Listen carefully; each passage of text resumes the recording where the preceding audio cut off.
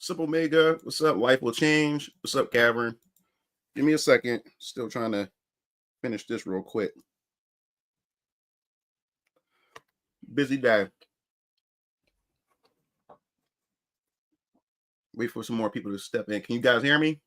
Let me know if you guys can hear me.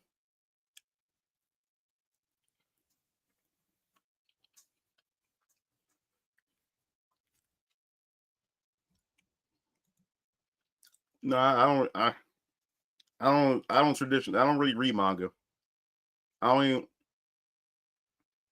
I haven't read manga in years. Yo, what's up, Joel?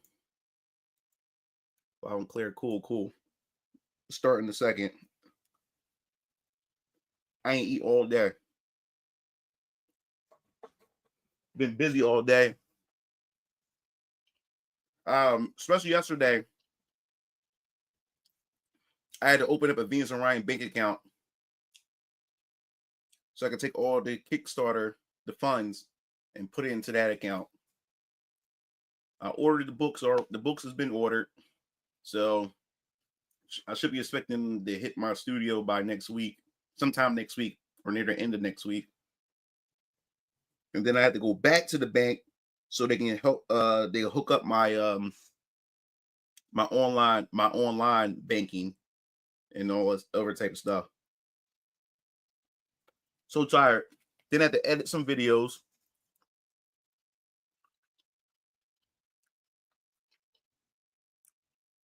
Only out of my entire time I read manga before, I only read like 3 mangas. I haven't read them all. I'm not really can't really get into the reading from right to left. I don't know, in black and white and not color doesn't really get me. So not really a manga reader.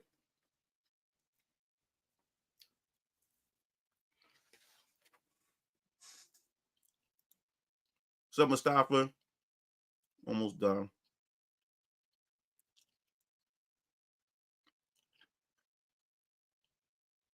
Work with everybody. Yeah, Dragon man, like despite how I feel about Dragon Ball, despite how I feel about Dragon Ball today, it still has a place in my heart.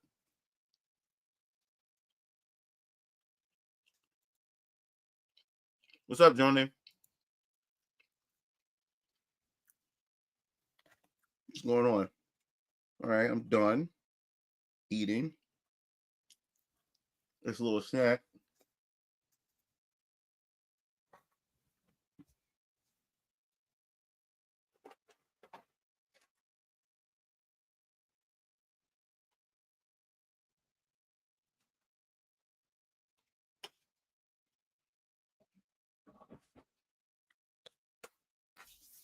Yes. So yeah, yesterday was a busy day. Today was a busy day because I had to go back to the bank. I had to combine my personal account with my business account, so I have everything in one location. I had to call the bank up. Had to go through. I had to wait until his customer service had me online and stuff like that. Now I gotta wait 24 hours for all the accounts to be together. Then I have to edit videos. Then I had to plan for this stream. And then I had to interview a couple of voice actresses for my next hentai project. Didn't get a chance to really take a nap, so I'm tired as hell.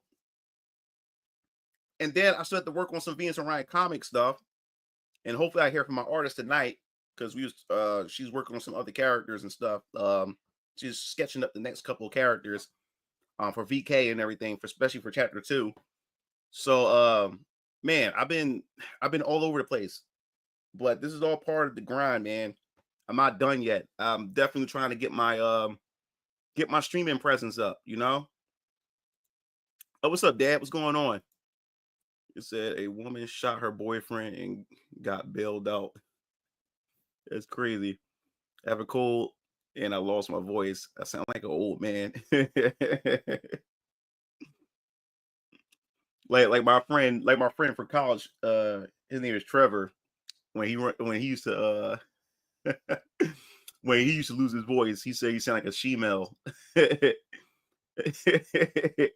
named Rachel. Yo, what's up, XL? What's going on, bro? But yeah, so yeah, man, I am tired.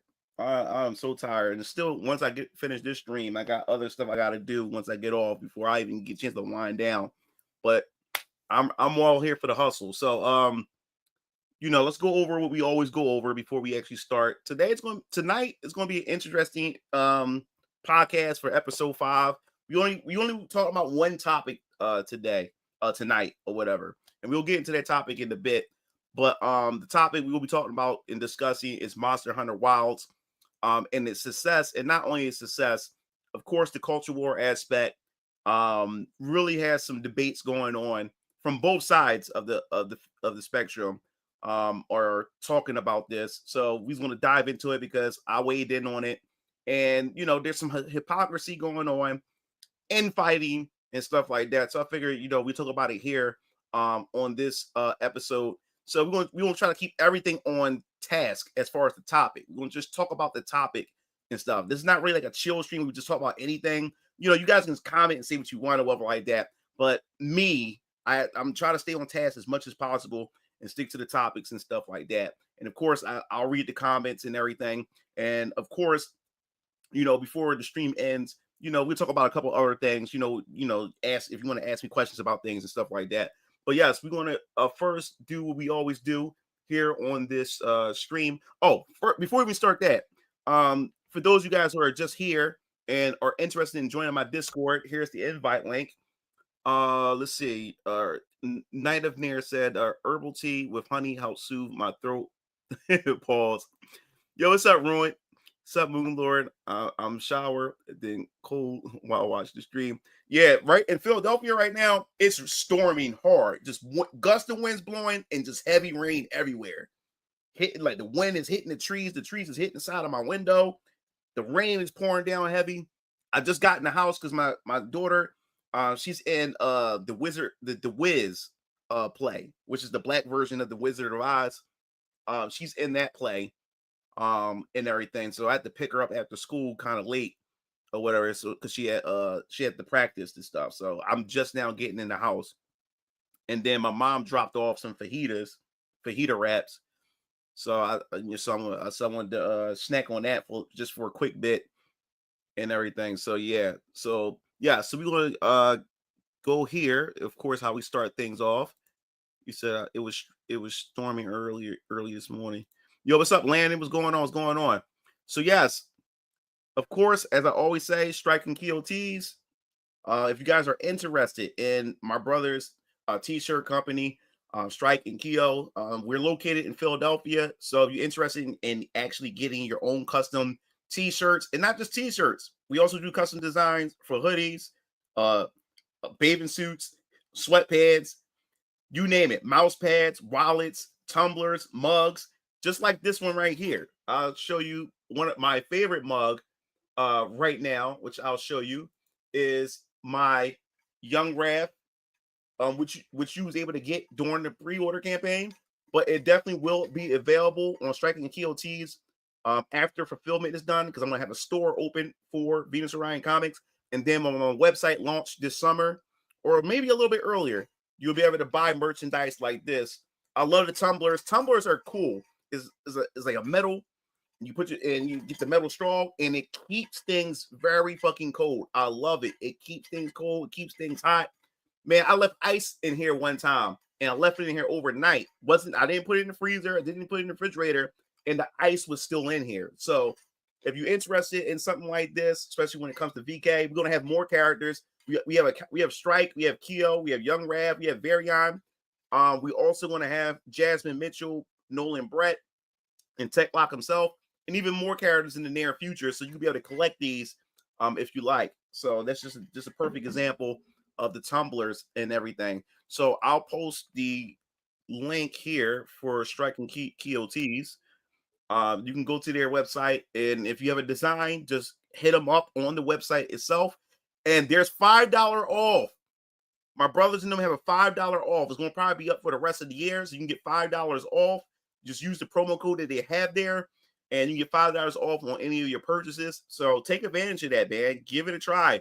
We already have done quite a few streamers, YouTubers, and we also had done some work for quite a few businesses over time and everything. So if this is something that you're interested in and wanting to get something custom done, or you want to get merch and stuff, we'll handle your merch. Just like with Venus Orion Comics, all my merch is being done in-house from my brothers, Strike and Keo. So you can definitely check them out. I already put the link there. So yes, definitely give them a holler. And then of course, Venus Orion Comics newsletter. I'm gonna keep stressing this out time and time again. And I'm increasing. I'm well over 100 people that subscribed, and that's good. And it's continue to grow.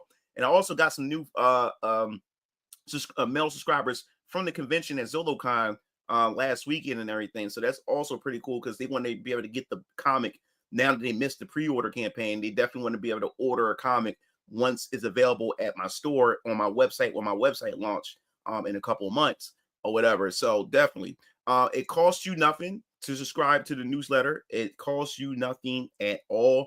It's free. You subscribe to the newsletter, and the good thing about it is you get perks like free wallpapers. You can't beat that for your desktop, also for your cell phone and everything. And I'm also going to have other free goodies too. And besides that, when I have contests, which I'll be naming the winners, because sorry guys, I know I've taken so long to announce the winners and stuff.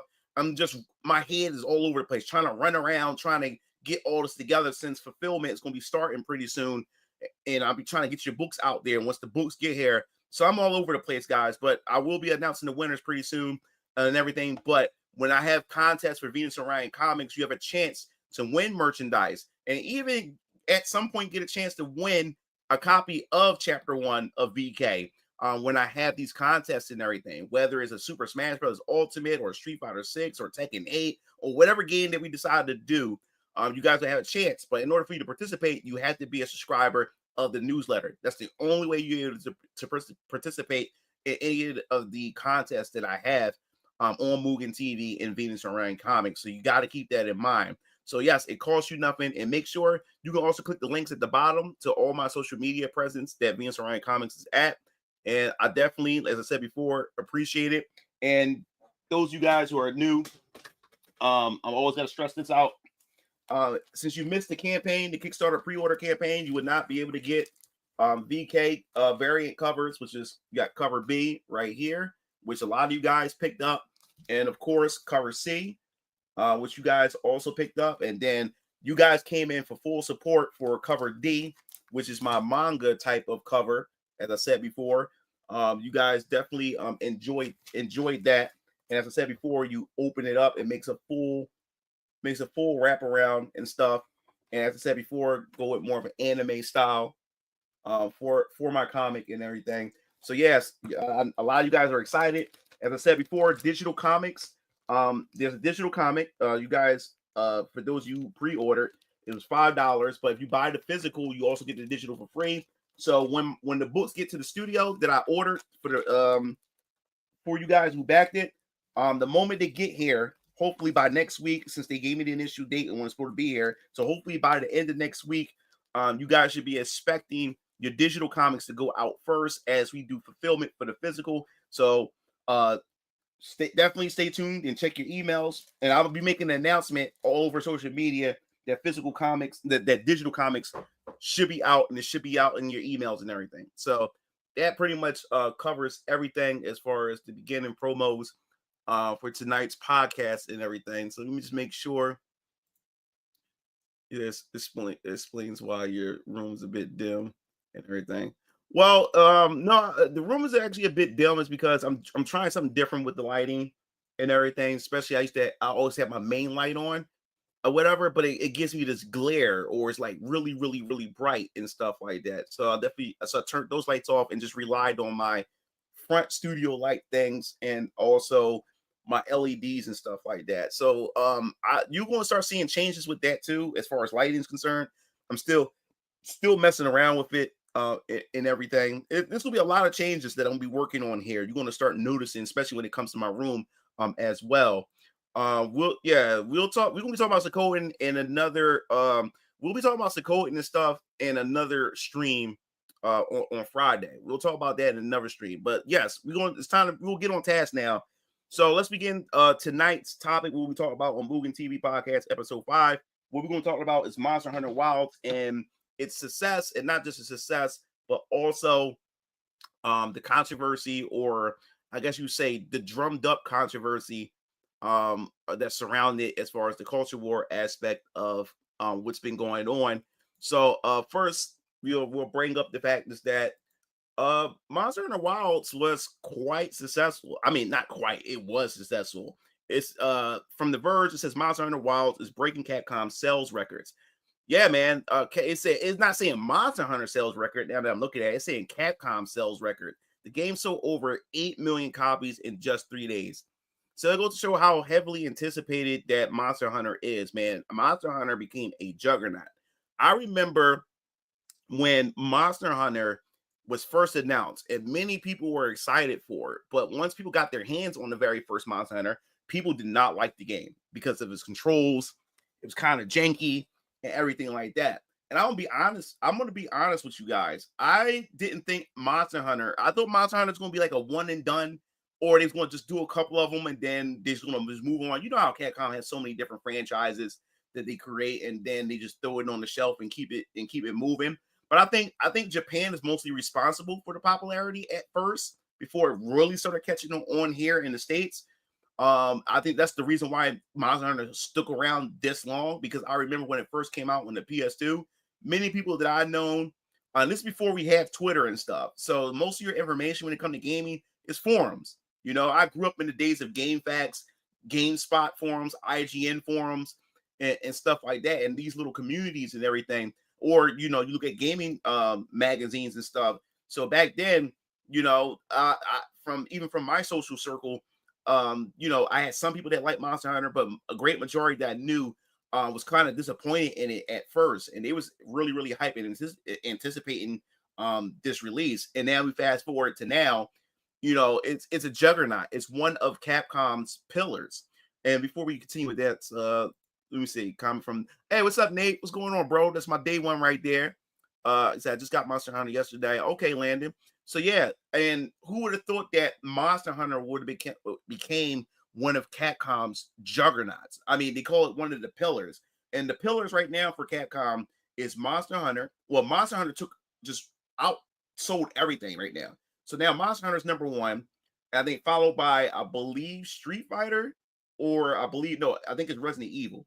Resident Evil, and then the third pillar is Street Fighter. Those are the three main pillars of Capcom. And Capcom had a shareholders meeting about last year, and I covered it on the channel, or a year before last year, where they talked about that they're going to put more money and more focus on those three pillars, because those are the pillars and the foundation that's really holding Capcom up because of the major success and the sales that those three franchises bringing in. But the good thing about it is now Capcom is also going out bringing back older franchises, which I am also happy for. And we're going to be talking more and more about that in a second.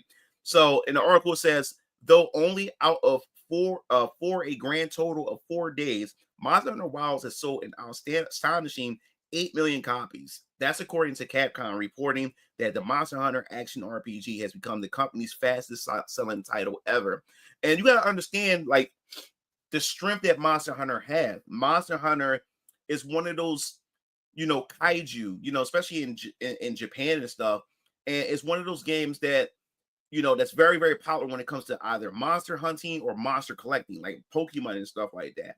And I think the biggest thing, and people may not give Nintendo credit for it, but Nintendo is one of the main reasons why as well. One of the main reasons why Monster Hunter has done so well, especially in the mainstream, because of the Monster Hunters that they had released on the Nintendo 3DS. And Capcom had even admitted they were scared at first. They were scared because they normally made it for a more powerful console, which was PlayStation at the time. But they was very, very scared to move on to the Nintendo 3DS, because they thought this is where the console was going to fumble. But Monster Hunter has done really, really well for it. And Yeah. I'm about to bring in Monster Hunter Worlds in a second. So what Capcom did was they were so scared of of putting it on Nintendo, which was a weaker console, and then they put it on the handheld. They also decided to develop. They also developed Monster Hunter Worlds at the same time.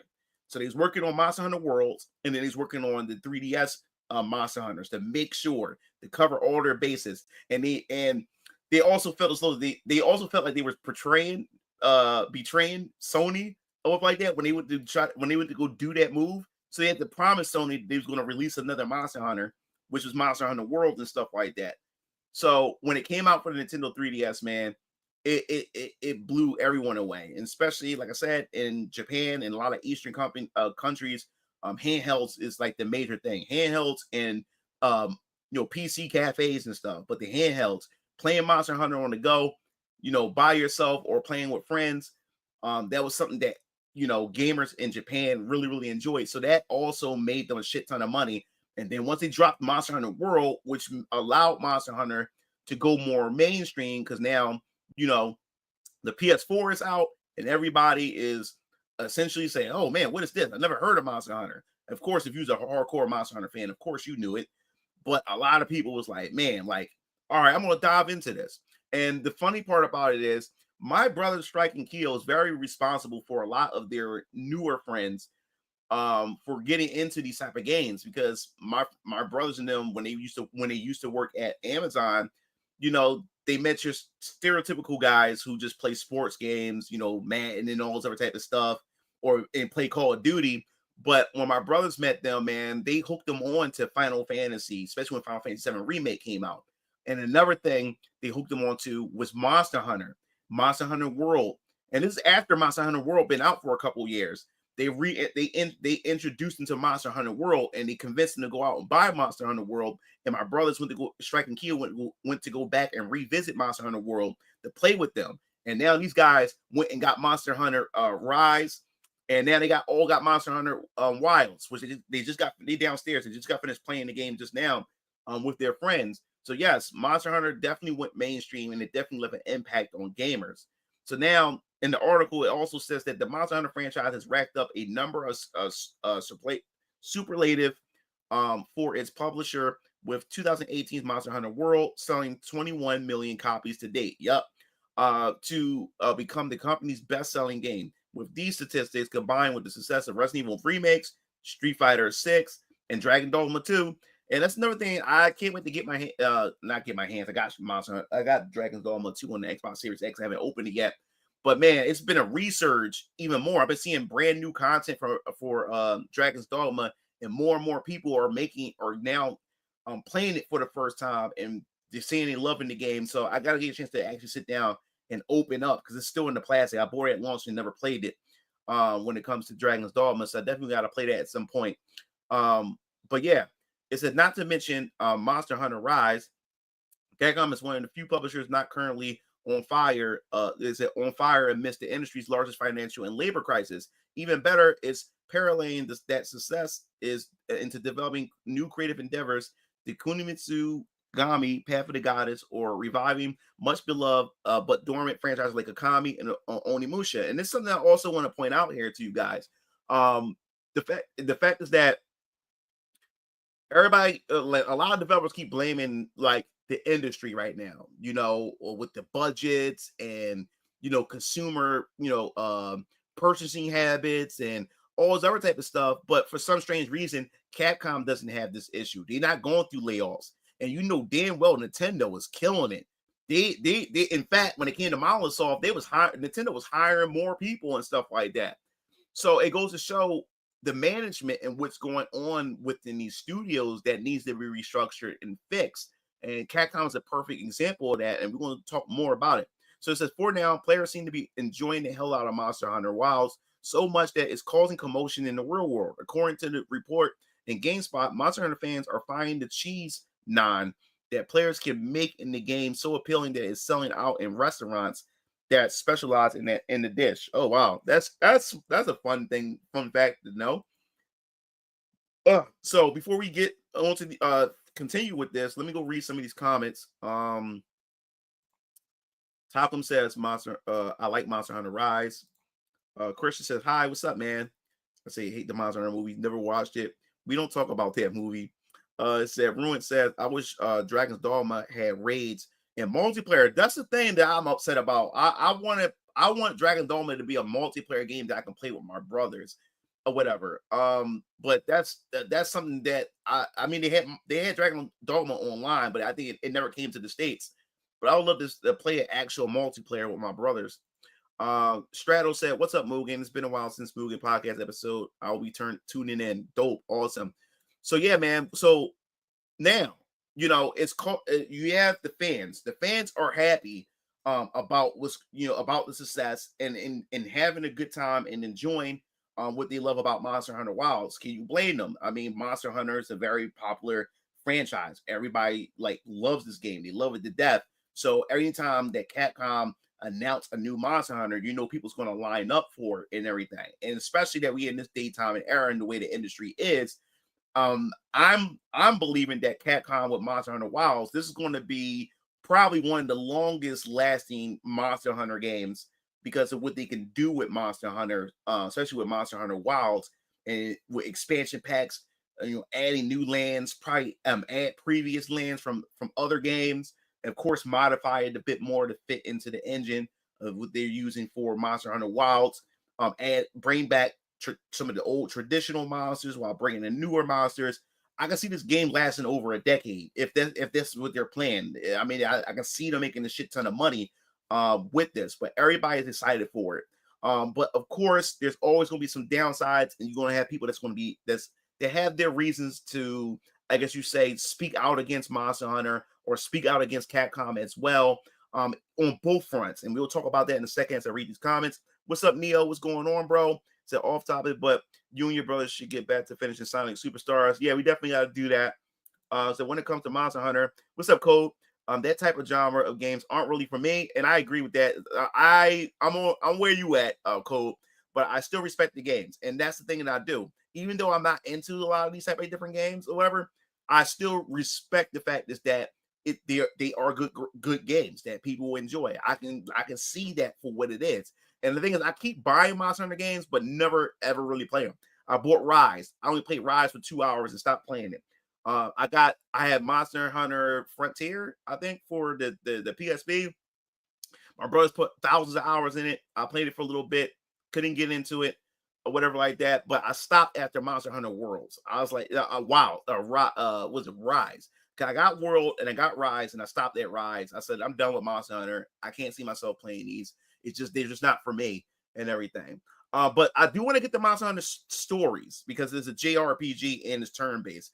If you want me to play a Monster Hunter, I think that's the best way to grab someone like me. And that's why I believe that spin-off series are very, very important, is because you can bring people into the franchise by creating these spin-offs. That's what Square Enix and Koei Tecmo Games did with the Muso games, with Dragon Quest Heroes. You was able to get me to play those Dynasty Warrior type games, and also Breath of the was it Legend of Zelda, Age of Calamity, and Hyrule Warriors and stuff like that. So spinoffs, that's what I'm saying. Spinoffs are very important. So if you want me to play a Monster Hunter game, I definitely gotta get the stories, the Monster Hunter stories, because I love JRPGs and I love turn-based combat. So that's a way to sucker me in. Of course, Monster Hunter World is my first Monster Hunter game. Cool. What's up, Vernon? What's going on? So yeah. So of course, even despite the success of Monster Hunter, yes, you still going to have people, or you have a certain corner of the gaming community that have issues with Monster Hunter and also with Capcom themselves. And now we're about to get into the topic of what we're going to talk about tonight here on this podcast. So something interesting had popped up here, and you guys already know what we're about to talk about. So apparently, there was a conversation that was going on within the community. They're talking about Monster Hunter Wilds. Now, when Monster Hunter Wilds, especially in this day and time, every time a new game is announced, especially when it comes to our favorite developers, in the culture war aspect, there's going to be a question: is the game is going to be woke or not? Is there going to be some DEI or any specs of those type of things that we're going to possibly find in these newer entries and stuff? So yes, So this was the topic. This was the debate that was coming up when it comes to this. So before we get into that, said Cole said it's insane how much we are like with the Lord. I bought Monster Hunter World Ice One on PS where they dropped it at 2 hours for the same reasons. Yeah, man. So we're gonna go here. I had brought this up. I also shared it on my on even on my Twitter, on X. I thought this was an important discussion to have. And before we even get into that, matter of fact, I think it would be uh I think it would behoove me to actually show my tweet first before we even get into the crust of all this. So let me bring that up and right now. Oh, let me see. Oh yeah, I forgot how to bring this up too. I didn't want to miss out on that. Yeah, let me. All right, so here we go. Where is it? Did I miss it? Wait, damn! I gotta keep scrolling. I got all this stuff. All right, here we go. So yeah, oh, somebody took it down. It said this. It said this post from this. Let me show it. Yeah, somebody took it down. Yeah, somebody took the post down.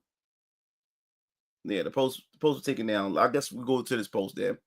All right. So essentially, what's going on is we have learning the law or manga lawyer. So manga lawyer has essentially had made a post calling out the hypocrisy from, of course, you guessed it, Grums. So we're going to read what he says, and then we will break everything down. So it says peak hypocrisy.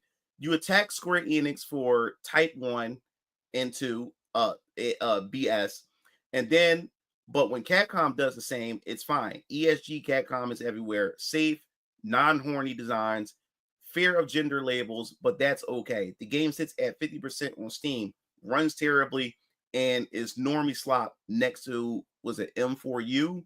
Yet you claim victory. So we'll look at both of these in a second.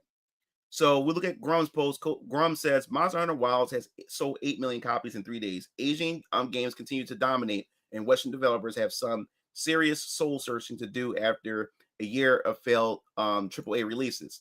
So yes, and we talked about it here on this channel. We talked about it here on X itself when it comes to the culture war. Right now, what we have is a lot of fighting back and forth, a lot of infighting, a lot of people being called out on their hypocrisy when it comes to things, and this situation is no different. And you guys already know how I feel about the culture war. I talked to you guys numerous times, especially on X, saying that I'm detoxing myself from a lot of the culture war like content on YouTube.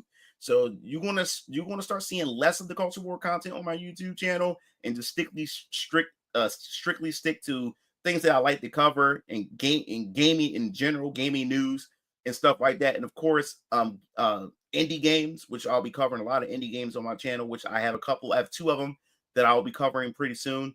But yes, you already know my take when it comes to wokeness and DEI and everything. And I always told you guys that because I think a couple of days ago or a week ago, when I talked about Capcom, I made a controversial video. Well, some people found it controversial, where I talked about on Capcom.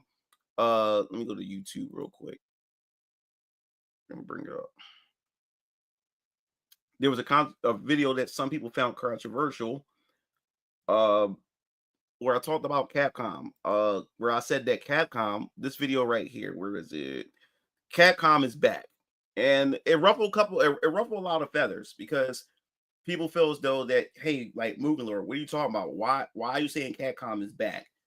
You know, when Capcom is embracing wokeness, is embracing DEI and all that other nonsense. And I had to point out, I was like, all right, you can move all that out of the way, right? Let's just move DEI, let's move wokeness and all this other type of stuff away from the discussion. And let's talk about Capcom itself. For the past 8 years, Capcom has been on an upward trend, as far as their profits are concerned and the titles they have been releasing. Fans overall has been excited for a lot of their releases.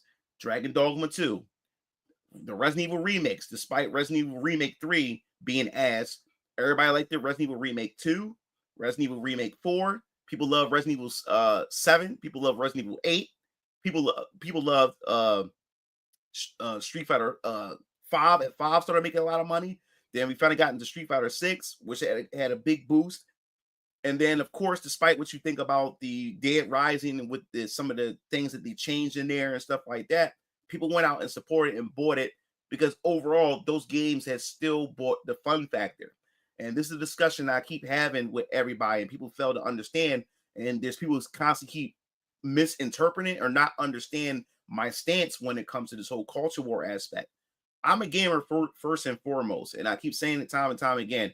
Woke games, wokeness make already bad games worse. But woke games or games that have woke elements in good games won't affect the overall game as far as sales and the gameplay, as long as the gameplay is actually good. People, especially when developers put gameplay over wokeness. And that's the problem. When you have studios put wokeness over actual storytelling and actual gameplay, it hurts the gameplay, it hurts the storytelling, and it becomes a shallow product. And then mechanically, everything is bad about the game. But if you have a game that has a solid foundation, respects the player's time, the game is actually good, and despite them having some woke elements plugged in here and there, or some DEI or whatever like that, gamers don't care. Gamers just want to play the game. People enjoy these games. So I always have my stance on this. You already know my stance with localization. Personally, I don't give a damn. I play the games. I don't go look for what they fucked up and stuff like that. I won't know anything about it unless I look for it or whatever like that. And I've grown up with poor localization throughout the 90s and stuff. If the game is still good, the characters are still likable, in my personal opinion, then what the fuck does it matter to me or whatever? Final Fantasy 9, for a perfect example, where where somebody actually attacked me, for liking the localization of Final Fantasy 9, because like I keep telling you, now we got all this technology, we got all this social media. Now people are going online looking for mistakes or looking for things to be upset about or looking for the correct translations of things. And now all of a sudden you have some people who don't like the localization of Final Fantasy 9 now that they've seen the actual localization of the Japanese version or whatever like that. So now all of a sudden, this game is bad because now all of a sudden you decide you want to look up what the actual, translation is. So this is what I'm saying. Like it doesn't matter to me. If the game is good, it gives off the characters that I like about the characters. And I grown up with these characters, enjoyed these characters, and became fans of these characters. It doesn't fucking make a difference to me. But yes, certain people got certain boundaries when it comes to that. So a lot of you guys already know where my stance is, So now we go to Monster Hunter, and what we're experiencing right now, you have a lot of people some people that's going out talking about this and debating about this, because we have, as I said before, we have Manga Lawyer talking about how Grums is a hypocrite for making a bunch of videos or making a bunch of posts, not videos, but posts, talking about the different body types, type A, type B, and all those other type of stuff, and then turn around and then praise Monster Hunter for doing the same exact thing or whatever like that. And this is the problem when it comes to the culture war, especially when you're a culture war, I guess you say leader, where people look for you for answers, when people come to you, for the information and stuff like that. And me, I'm not a culture war leader. I'm none of those things. And I always kept my stance. I never tell you guys to not support a game. I never tell you guys to not go out and buy a game that you really want to buy, because at the end of the day, it's your money. It makes me a hypocrite to tell you not to buy a game just so I go out and buy the game that I told you not to buy. I'm not the type of person. I know what I want in the game and what I like in the game and stuff like that. But my goal here on this channel, when I do talk about culture war things, I always try to bring nuance to the discussion, and I always want to keep you informed so you can make your own decision. Don't take my word for it. Always even question me. I always say that. Even question me when I bring up certain topics and stuff, and go look into it for yourself. Don't let me hold your hands. And I talked about this during Stellar Blade, during all that controversy with Stellar Blade. I had people come to me when people found out they was censoring the outfits and stuff. I had people on Twitter hit me up in the DMs. Mugen, what should I do? I really want to support this game. The game looked fun and everything, but Sony did censorship. I'm like, why the fuck are you coming to me for the answer? If you want to buy the fucking game, buy the fucking game. I'm not no culture war leader. I'm not Martin Luther King or any of that. You know what I'm saying? It's your hard-earned money. If you want to buy that game and play that game, play the fucking game. It's all at the end of the day, it's up to you. My goal is just to inform you so you can make your own educated decision on whether or not you want to support something. But I never go out and tell you what not to do. But as I said before, when you're a culture war leader, you're going to be held to a certain standard. Grums is held to a high standard because of all the things he advocate, all the things that he push. You know what I'm saying? So the thing is, you have people like Grums who constantly keep pushing out, you know, their narrative and constantly consider themselves the voice of the people or the voice of the culture war community, especially on the anti-woke side. And this is where the hypocrisy come in, because you're going to have to live to a certain standard.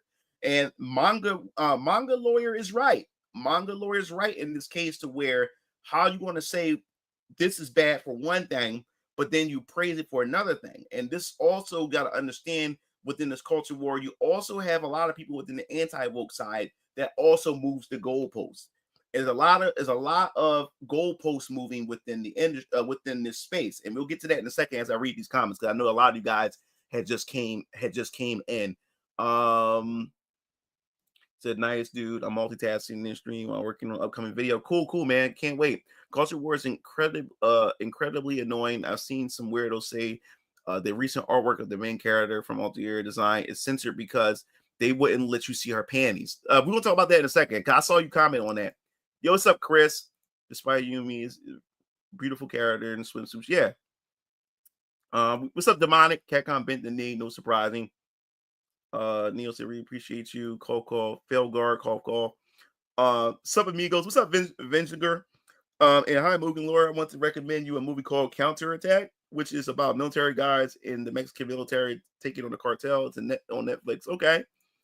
So, by the way, I want to ask if you consider making comics about ex-military or martial artists in Hispanic hoods or Black hoods. I don't know. I don't think about, when I write my comics and stuff, I don't think about the race of the character, or I want to approach a certain race or approach a certain community. If I make a character or whatever like that, normally I come up with the concept of the character, their story and background, and then the color is the last thing I think about. So I don't know. I really don't know. But yes, no, there will be some hoods. The Dust Defender is an urban vigilante. And there will be some fighting in hoods, quote unquote hoods and stuff like that. And of course, whatever. So yes, I'll have some stuff that's like that, but a particular like Mexican or Hispanic. I mean, of course, I have Hispanic characters. You guys already met one of my Hispanic characters, which is Channel Red. Martinez. He's from Alter Squad X, and so I got a Hispanic character or whatever. But good question. So I would never buy any game with body types and pronouns or whatever. A lot of these culture war leaders are posers, and they don't play games and just farm for clicks. We won't talk about that. Long as it's not blatant in my face wokeness, I don't really care. I don't go out of my way to look for issues. If Velgar's bad, that's different. Yes, this is where I agree with Derek here. That's where my stance really leans. If it's not blatantly hard in my face, and not just that, there's some things where I'm like, I just roll my eyes at it. All right, whatever. But it doesn't affect my overall experience because the game is good. And that's what I'm talking about, where gameplay and story is more in the front than the woke elements that they got in there. Because I'm able to roll my eyes over it because they do it and then they move on from it. And I roll my eyes like, all right, whatever. But the game is that fucking good. The game is good. And the gameplay, story, the characters, whatever. You know what I'm saying? So I'll always say you have to pick and choose your battles. And we'll talk about that in a second. So Mugen's the real homie. Both sides suck. So I can't wait for the new off the air pre-order hood Asians. So I can understand anti-side. We've been forced in agendas for decade place. Yeah, this understands, but then at the same time, man, like you still got to have some type of control or some type of. You still have to be reasonable, and or whatever. You have to be reasonable. You have to still think logically. And that's what's going on within the culture war itself, especially on the anti-woke side now. Now, with Monster Hunter Wilds, it's not just the anti-woke side, because we have the woke side that's upset uh that there's no pronouns or some shit like that that's within it. So both sides are doing the same thing. You know, you have the anti-woke side, you know, talking about, some of the characters, because you have a masculine looking chick that's in it, despite the fact that you got attractive female characters that's also in the game as well. And then this is a game that really focuses on the player creation and the player experience, where you're the main character. You can make beautiful looking characters in the game itself. So yes, you have this side that's upset about it and whatever, and then you have the other side, the lack of pronouns and all the other nonsense. And to me, in my personal opinion, and this is my opinion or whatever, if you believe otherwise, that's your opinion too, and I respect that opinion. But to me, I just think this is manufactured drama, manufactured from both sides, and just the brain clicks and everything like that. Because as I said before, the overall experience, people are enjoying the game despite some of the things that you can probably quote unquote call woke as far as the elements are concerned.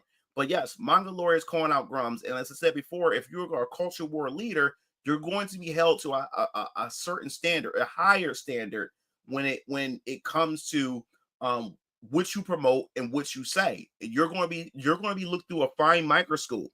Every move you make, every decision you make, and I agree with Manga Lawyer in the sense of like that. How can you promote one thing, but then in the same note, call out the same things you're praising from another game? And this is where this whole anti-woke side got the infight, and a lot of stuff is falling apart, is because the goalpost is constantly being moved. And when I say constantly being moved, another perfect example when it comes to was it the Space Marines 2, the Warhammer 40K. And the reason why a lot of you guys was asking me, how come Mugen Lore? How come you're not chiming in on it? How come you're not making any videos about the Warhammer? And I said, one, I'm not going to make anything, especially when it comes to Warhammer. Warhammer has a cult following. The following is so big, it makes no sense. And there's so much to Warhammer. And me, what I do, when it comes to certain franchises, a certain IP, they have the cult following, they have a rich lore and so much lore behind it. I don't comment on those because I don't want to chime into something that I don't know shit about or not fully educated on. And that also would make me a hypocrite and a tourist for me to comment on something that I don't know much about. There's another reason why I didn't really comment on Sherry and The Witcher 4. Didn't comment on that because The Witcher has a long line of books, fans from the books and the games, history and everything. And I would have to know that history, a bit of that history, and be well informed for me to even come in and then give my 2 cents in the discussion. So that's why I stay out of those discussions, because I don't want to come in looking ignorant and looking like a tourist. But you have people within the culture war space who personally don't give a fuck and don't care, they don't have any knowledge and stuff, and they give their 2 cents and talk about something that they don't know about. And to be honest, Grums is also known for that. I remember the thing about the whole Disney rides or something like that was going on. He commented about, and he got backlash for that. And you know what's also funny too? My artist who draws my characters for Venus Orion Comics, she's not a culture war person. She don't, she's from the Philippines. She does her own things and stuff. She's into her own stuff. She's into a lot of gacha games, mobile games and stuff like that. And even my artist was like, who the hell is Grums? Like, why do I see this guy? Because I think he commented, I'm not sure it was Genshin Impact. It was one of the mobile games that he was now stepping into, and she got irritated at Grums because she says, who is this guy and why is he speaking on this? I see this guy everywhere. You know what I'm saying? So Grums kind of like push a lot of buttons and stuff, and Grums like hit a lot of his narratives, a lot of his takes, and he's always being caught with his foot in his mouth. And then in this case, it's the same way. So you also got people who also want to, who also wanted to voice their opinions on this situation. Like you have Nightingale was saying that Capcom is fine, aside from performance issues. There are plenty of woke games that take things to an extreme, which are the real problems, like Velguard. I agree with that. We should ignore minor inconveniences and find games otherwise. It makes us look unreasonable. And I keep saying this. I got attacked for this. And I agree Oh yeah, hold, guys. Let me read these comments real quick. A lot of you guys keep coming in. I appreciate that. Also, the attack on the male sexuality needs to stop. I, as a man, shouldn't be demonized for wanting to see attractive females. Agree with that. L Monster, Spider-Man Miles Morales has the same woke side quest, but the game was too short for a $70 game. As long as woke stuff is in the background, like politics, it doesn't matter. Fun is fun. What do you think about Street Fighter 6 Eternity, the flamboyant announcer of the world tour? I like this question, Man. I talked about it. I made a video about it.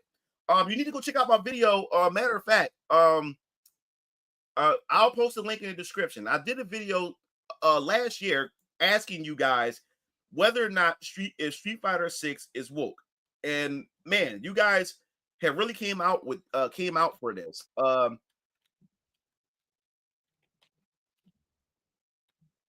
I'll give you the short answer in a second, Mayor. But I'll post a link so you can check it out for yourself. And I would love to hear your thoughts and opinions on that. So let me get back to that. Let me post that in the link in the description. Is Street Fighter 6 woke? I asked you guys that in one of my videos. Yo, what's up, caffeinated Wolf? What's going on? But yes, as far as Eternity is concerned, I'll give you the short answer, but you can watch the video. I said this: Street Fighter 6 has always been a diverse franchise. I don't care what nobody says. And if you guys don't know, I believe there's a character named Eagle. Eagle is actually a gay character in Street Fighter. He's been around for a very, very long time, and no one said anything then. And I said when it comes to Street Fighter 6, Street Fighter 6, or Street Fighter in general, is called the World Warrior. And what it means by the World Warrior, it means that you're going around the world fighting all kinds of walks of life and ethnic groups and nationalities and all kinds of representation.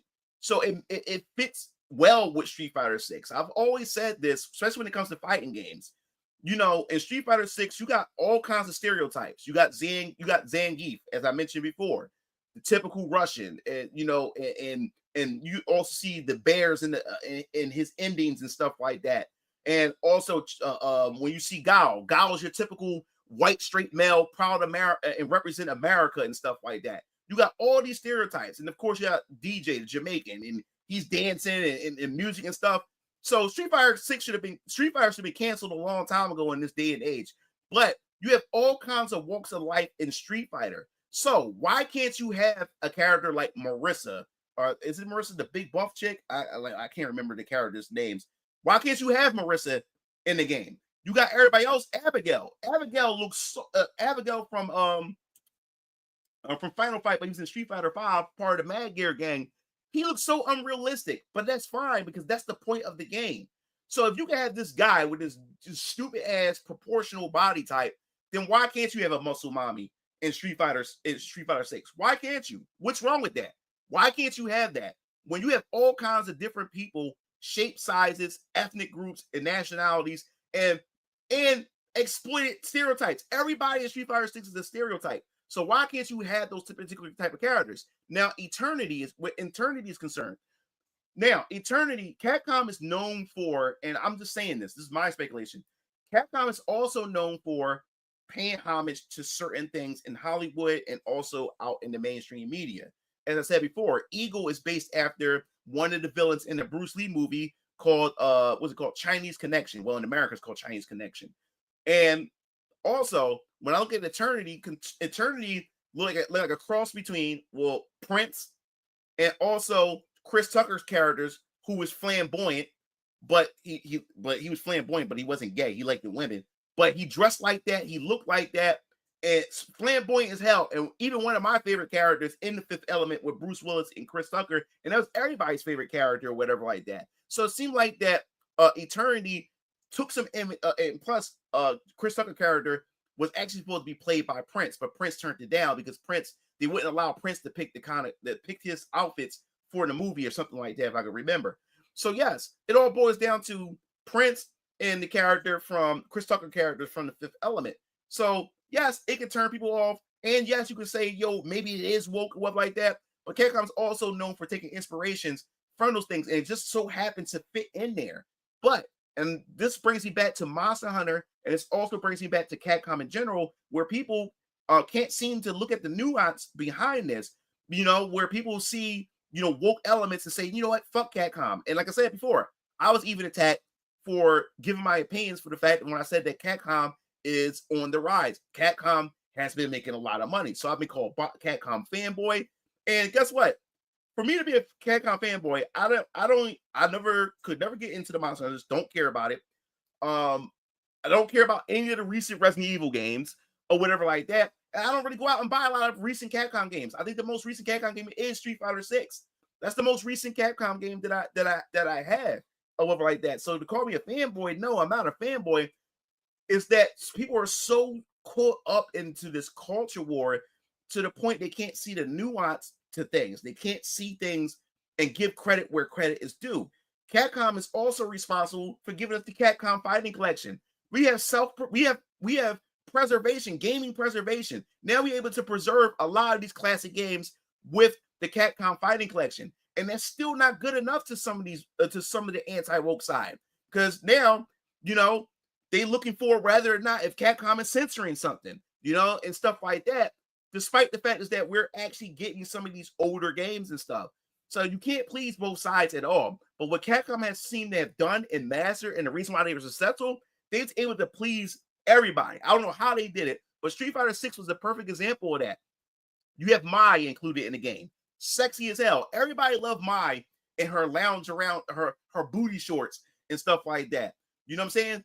Game journalists was pissed off that they brought back the Cammy Classic outfit. So they pissed off the woke journalists in the gaming industry and stuff like that. They have done so many things right that brought a lot of people in, while at the same time, yes, they added, you know, body type A and B for, I believe, for Street Fighter 6 and stuff like that. Yes, they included the flamboyant character Eternity in the fighting hub for Street Fighter 6. Yes, they incorporated some woke elements, but they blended it in the sense where it splits down the middle, where everybody is satisfied and everybody's playing the game. And if the game is fun and people's enjoying it, then I don't see the issue with it at all. So to get back to what Nightingale had pretty much said, wait, hold up. Emerald said, "What's good?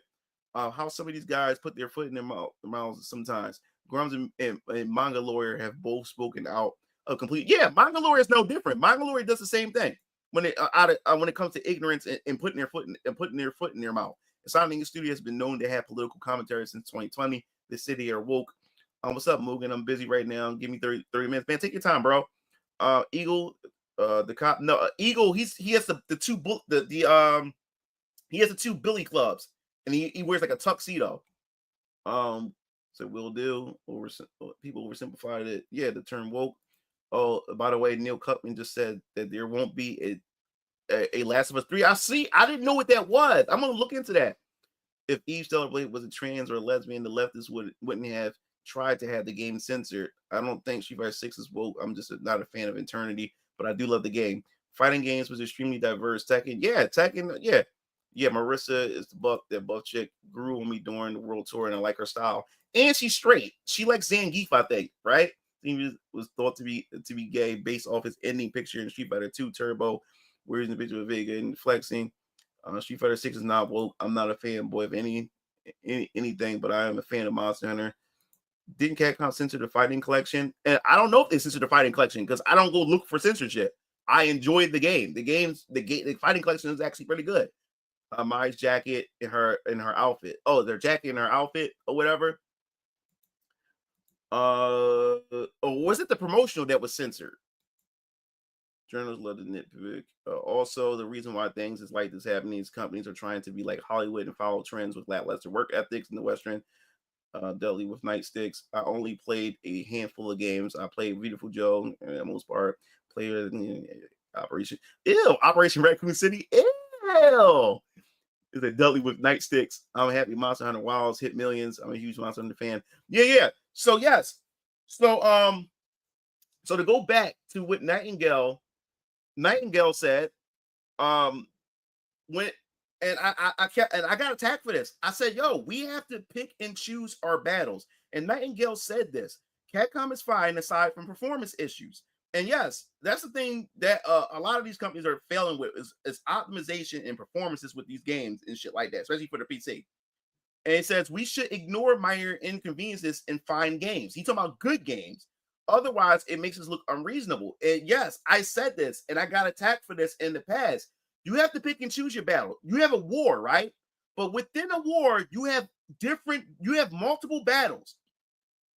And when it comes to battles, there's going to be casualties. And then also in battles, there's going to be compromises. You're not going to get 100% your way in every battle. Pick your battles, win your battles, move on to fight the next battle. The whole goal is to win the war, the overall war.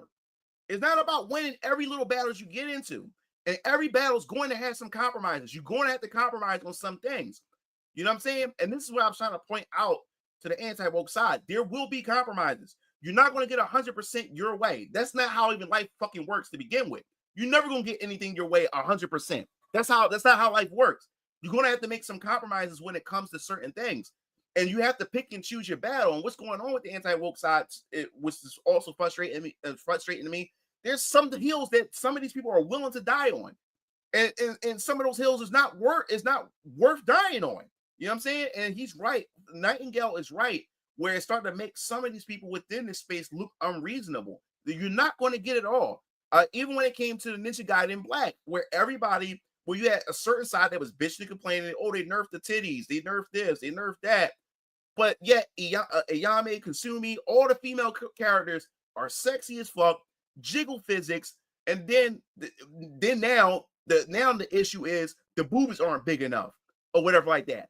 Only to find out that Ninja Gaiden Black is using the same models, but they just use it. So what happens with Ninja Gaiden Black, what was discovered, that it's running on the old models, but the Unreal Engine 5 is running over top of the old game.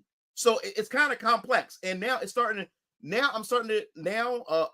why I keep saying I evolve as a person. I'm a person, when I learn new information, I take certain things back. Remember, my argument was, what's the difference between why they keep calling remasters that's clearly a brand new looking game that they remade it from the ground up with a new engine? Why they insist on calling it a remaster? Now I understand why they call it a remaster is because they're using the same game, they're using the same models and everything, but the new engine and the new textures and models are on top of the old game.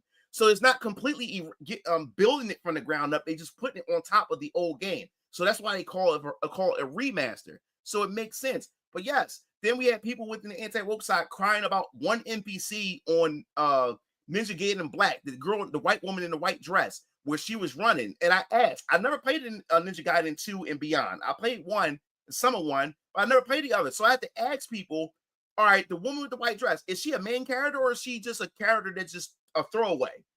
And I found out the woman in the white dress wasn't even a main character. She just pops up in this scene, and people sort of getting upset that she looked ugly, a chick that you don't even see after you see for a quick second. So I'm like, what are we doing here? Like, what are we doing? I said, is this the hill that we want to die on? Despite the fact that Ninja Gaiden has great gameplay, you know what I'm saying, great characters, and then the women are still hot and gorgeous and beautiful. You can't win them all. Now you're upset because titties ain't big.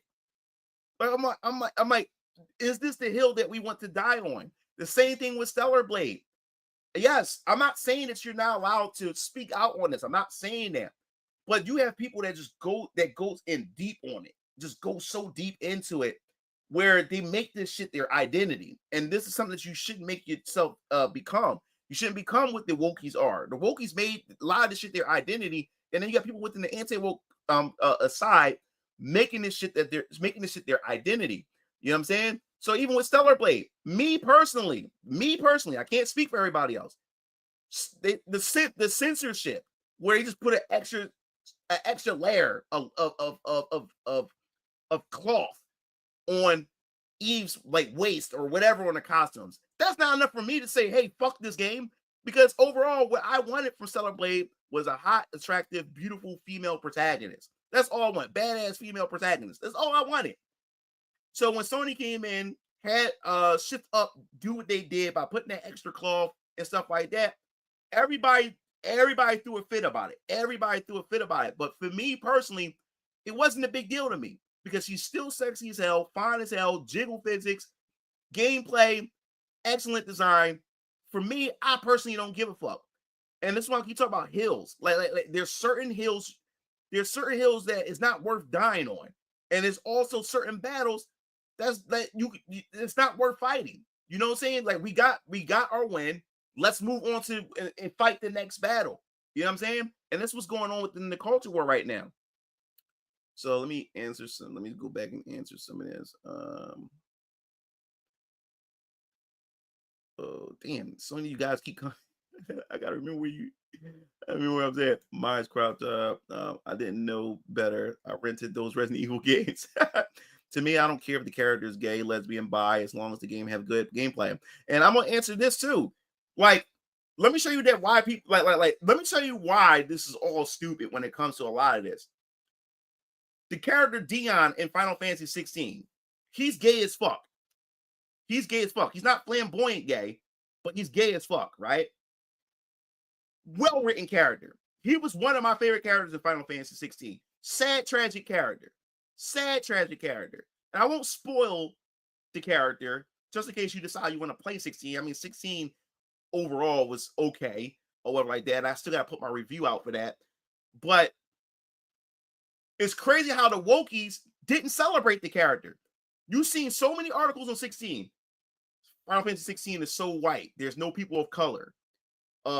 It's all this other type of stuff about Final Fantasy 16.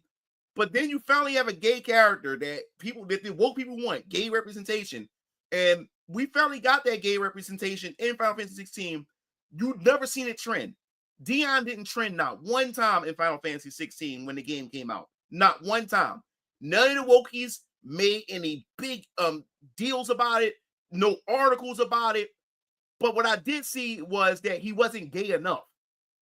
You know what I'm saying? So you can't satisfy the woke side. He wasn't gay enough, or it didn't push the boundaries even farther. No, when you have a well-written gay character, no one talks about it. No one talks about it at all. You know what I'm saying? So that's another thing. That's why I said I don't really care if a character is gay or not. Just make the character have some fucking substance and not make their gayness. That's all about it. That's just their identity. That's all it is. They're just a mouthpiece for propaganda and nonsense. Just to shove down your throat about about homosexuality and shit like that and nothing else. They have no other substance. It's just the fact is that they're just fucking gay. You know what I'm saying? That's what my argument is about. At least have the character have some fucking substance. And I like Dion, even though he's a gay character. So let me go finish reading some more of these questions. Damn. Read some more. Let's see. Got Freelancer, the only it said it's like living in a different country. There's no perfect country in living. Why is this? There we go. So you should be the commander of the anti-woke side. You'll be able to steer the group. And no, I don't want that responsibility, Landon. I do not want that responsibility. I got too many responsibilities. I'm a father. You know what I'm saying? I'm running a comic book company. I'm trying to full-time stream. I want to do more streaming. I want to try to do it full-time or whatever like that. It's a lot of things I'm trying to do, and trying to be a leader of this culture war. Fuck no, I don't want that. It's all right. I played a lot of bad PS2 games in the past. At this point, I would just mod them. I get my games and sell anyway. The moment Mangalore was given a Nuance takes saying that we should choose our battles carefully, the only thing he had in response was to lay out a personal insult on the culture war in a nutshell. Yeah. Said not even mods are safe. Yeah. One the big changes in the upcoming Sakura calling Dan retarded. I'm fine to change it because if you know Sakura as a character, she would never call Dan that. Oh, that's a good take. That bitch in the white dress is on the screen for 5 seconds before she's killed off on the screen. Exactly. And people was bitching about that. They had a whole screenshot about it. A lot of the culture war people was sharing it around, talking about it. You say they are reaching. I'm trying to keep it going. I love Ninja Gaiden 2. It's a great game. I feel you on that. Yeah, the anti-woke have become the wokies. They employ the same tactics online. I guess they thought she was a pivotal part of of the tale. I reacted draw. He said, hey, fancy meeting you here. Grip. He said, these people don't play games like that. They literally grifting tourists. This is the problem with Stellar Blade was they did it in the patch after they got the money. Hey, what's up, Taurus? Yeah, this is exactly how I felt when I was hearing artwork. We would, yeah, even when it comes to the Atelier Yumiya game where you had manga lawyer was upset, or not manga lawyer, it was somebody who was upset. It wasn't manga lawyer, it was somebody upset, and the code was talking about it. I seen his post because she does like the portrait of the character, of this female character, she does like a kick, and the skirt covers her panties, and he was making a big fuss. Oh, they're censoring it and stuff like that because the artist decided to draw the skirt covering over the panties and stuff. And this is where we're starting to boil down to. We can't see panty shots or titties aren't big enough from certain people from this side, and we start to lose the plot when it comes to this. So glad I didn't trade my Stellar Blade. Otherwise, I would have to buy it back. I'm glad I held on to it. And yeah, Sony forced censorship on DLC, which we all hated so much. The problem is, to some people believe that companies are one-sided, especially when the past generations is still objectively better. The radical anti-woke side is legitimate, just horny. Yeah, I agree with that. Those same people are mad about Tifa's current design too. These people have become creeps. Like the Tifa in the remake, I don't mind the leggings because I'm a legging guy. You guys already know I have a foot fetish, leg fetish. I love leggings, stockings, knee-high socks, and stuff like that. So leggings for me, giving it to Tifa, does like I see nothing wrong with it because I'm just a leggings guy. If we refuse to support Stellar Blade because of extra layers of clothing, we would have gave the pro woke side the victory. Yeah, that's what I'm saying. Like, you have to pick and choose your battle. If y'all would have boycotted that, we would have never seen another game like Stellar Blade ever again. Yeah, probably right. I played all the Ninja Gaiden games, and none of those minor changes bother me. I'm not a fan of how they redesigned Tifa in the remake trilogy, but she's still beautiful, which is why it's not something worth complaining about after a while. Also, to be fair, not every game needs to have LGBT characters as well. Yeah, no, I agree with that. No, I agree with that. Which is better? Hot and correct. Remake is Tifa, superior design to the OG, which I also love, and I also say with her, my favorite character. Her design is practical, works for her combat style. People complaining about her design are stuck in the 90s. Ahmad's adding her. All right, let me see. Leggings and thigh highs are hot as fuck. There we go. We have a man of culture. Let's see. Yeah, those mods are trash for Tifa. In my opinion, she looks better than the OG Tifa. The caffeinated says, well, all right. The thing about Stellar Blades, there are more revealing outfits right now in the game, right now, than the ones they complain about. Yeah, exactly. I support having choice, and that's why I play on PC. To be frank, everything is censored happened because Sony and the ban of their Eastern games like DOA X3. Yeah, so yes. So then you have Manga Lawyer says a Japanese company that once held normality is caving, wasting time and money while ferrying internet nerds over basic biology that fight is worth it. Resident Evil 4 censorship happened, yet you did nothing. You pretend to be logical, but are spineless. You are going to regret it so badly.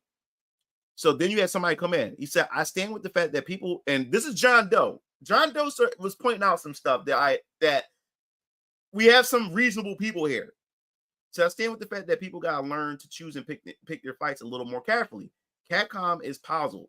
Nobody's saying otherwise. But are you really willing to give the woke side this victory over something silly? And then he point out the things that you can have as far as your female characters in Monster Hunter Wilds. And look, you can make beautiful ass fucking characters, even women of color as well. So is this the hill that he's saying that you're willing to fight on? You know what I'm saying? And is this the battle that you really want to fight? Even when it comes to this, okay, there's no boob slider, so you can make big ass titties. But to say that you can't make beautiful characters is one thing. And this is a game that allows you to create your own character. If you're allowed to create your own character, I better be able to make any character I fucking want, especially if I want to make a beautiful female character. And they allow that for this game. and the other character. Like, and John Doe, he really said something that really makes sense. You know what I'm saying? And then after that, because it's a particular one, he said, I want to agree with you, but I feel ignoring minor inconveniences is how it got bad in the first place. And this is something I also said. Yeah, some people have a point. If you ignore the minor things or whatever like that, it can get worse. But here's the thing with Capcom.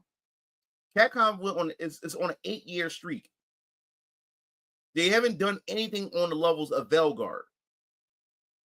Capcom so far is the only, I would say, only developer. I guess usually Bandai Namco at some point too, or the only Japanese developers who found a way to do a mixture of both. They found a way. They found a middle ground. And of course, I understand. You're gonna have people say, "Well, they shouldn't be fucking caving in the first place." But what can you do about it? It's fucking life. You know what I'm saying? You got, as I said, if you don't like the game, you don't have to buy it. But if the game is good, there's nothing you can do to stop people from buying the game. People's gonna go support it because the game is actually fucking good. But Capcom been on an 8-year winning streak with their games. They found a middle ground that is able to appease everybody at one time, and is able to maximize their profits off of that. So they know that going too far to the left on wokeness, they know if they go too far, that would destroy them. But I could be proven wrong by Capcom. Capcom could turn around, make me look stupid, and do something like that. But for now, it's been 8 years. 8-year streak. An 8-year streak, and they haven't been stopping. Especially with Resident Evil 8. You know, Lady D. Everybody loves her. Everybody loves her. And this is during DEI. This is during DEI Capcom. You know what I'm saying? So they know what to do. They found a middle ground. They found the middle ground. You don't have to like it. But there's some battles and some hills that's just not worth dying on and dying for. And that's how I see it. It was then I'm trying to find, it was another one I'm looking for. So the entire cast of this game consists of muscle mommies, lesbian, Johnny Somali's son, and typical strong black female characters and watered down mainstream. But when you talk about Johnny Somali's son, you talking about brown skinned people. And yes, the game has brown skinned people because they're in a fucking desert. Look at all the Monster Hunters, especially Rise.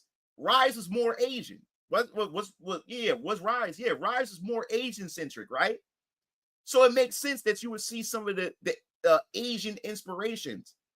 Now you're on Monster Hunter Wilds. Monster Hunter Wilds is in a desert. Of course, you're going to have Somalian looking people or Indian looking people, brown skinned people, dark people. It makes sense. You're in a fucking desert. That's just how it goes. You disagree. It look like, yeah. 1 second. Just want to make sure I catch up with everything. No one wanted to goon over a cowboy outfit. People just want new changes.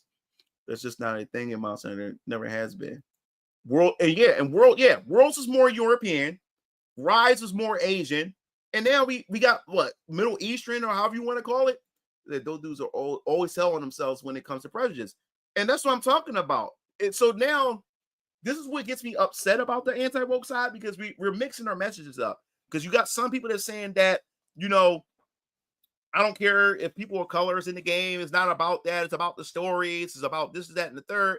And then in the same sentence, you got people that's upset that there is people of color in games, or there is females in games, or there is gay people in games and stuff like that. When you're just talking about, you don't care about this stuff. So which one is it? And a lot of people are starting to let their mask slip off.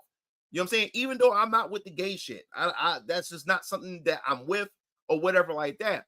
But yes, there's room for people like that to be in games. Do I want them in all my fucking games? Hell no. But there's still room and space for these people to be included in these games and stuff like that. And that's always been my narrative. I never talk. I don't ever want people to confuse what I'm trying to say here or whatever. But yes, even like I said, what Mangalore said, the entire cast consists of muscle mommies, lesbians, Johnny Somali's son, because you know Johnny Somali is that Somalian streamer. who do them pranks in Korea, and the Koreans hate him right now because he's an asshole, and in Japan and stuff like that. So he's pretty much saying that there's a lot of people, there's a lot of dark people in this game. Strong black female characters, watered down, what's called whatever like that. So that's what I'm talking about. So you still have people that come out and they don't want people of color in their games and stuff like that. And that's what you're starting to see. Let me see. This game is super horny. Only if you're using mods. 99% NPCs or slop. And this is what I'm talking about with even with this situation. Like, she's the only character, she's one of the only characters that's part of the main party. You have the chick with the glasses, gorgeous, and then you have the what's the engineer chick or the carrier chick, gorgeous, and then you have her. She I don't have a problem with her inclusion when you have other characters, nice looking characters that's in the game. So she's allowed to be included in the game. I don't have an issue with that. Oh, thanks for the correction. Yeah, so I don't have an issue. I don't have an issue with her being in the game, just as we still have a variety of other characters that's eye candy that's in the game. So what's the? I don't see what the problem is. They're doing what they did in Street Fighter. There's variety. There's variety in here. And then when you talk about NPCs or whatever like that, this is Monster Hunter. Monster Hunter, you're more so playing as yourself, and you're mainly playing with other players, which is your characters. And since it's your character, you can make them as beautiful as you want and as beautiful as possible. Let me see. Characters are there for a reason. Not too long ago, Asian dads would never have unattractive troons looking characters in their games. Let me see. Green. Somebody bullshit. It's adorable. Give him his face like a young boy. I'm still looking for that I'm looking for that one comment that I did have. All right, you look good. Said we'll overlook a lot of shit if the game is actually good. It has obvious DEI shit in it. This is from RadVG, and it's horribly optimized, no doubt. Result of DEI higher, but the actual Monster Hunting is great, so I'll play it. The issue isn't DEI itself, but rather DEI resulting in bad games. I said that. And then Mangalore said, this is so funny to read because I can see your brain trying to be logical in real time. But then the fanboyism kick in and you end up spewing everything wrong with video games while supporting it anyway. Is it a cool story, bro? You want me to argue what I said, or is it a personal attack the best you got? And that's what we're boiling it down to. So I'm stating facts. This always happens, especially with Capcom. You admit the agitprop in the game, but let it slide since it's fun. Others will disagree. You don't grasp the impact, but if you support propaganda slop, don't get mad when people expose it or whatever. So that's what I kept talking about before. Gamers only care about whether the game is fun. Legit has one of the coolest scenes in the game. She's a bad motherfucker. It said, given I'm a horny dudes drool on them. So nah, it's okay. I know some people didn't like the slow-mo and yeah. So I have to see. I don't remember discourse and porn stuff like that. And so then so what happened was you said you make a lot of assumptions. I support good games. I have no specific agenda. I will probably side with you in most cases, DI activists, because 9 out of 10 times they destroy games. But at the end of the day, the quality of the game is what I care about.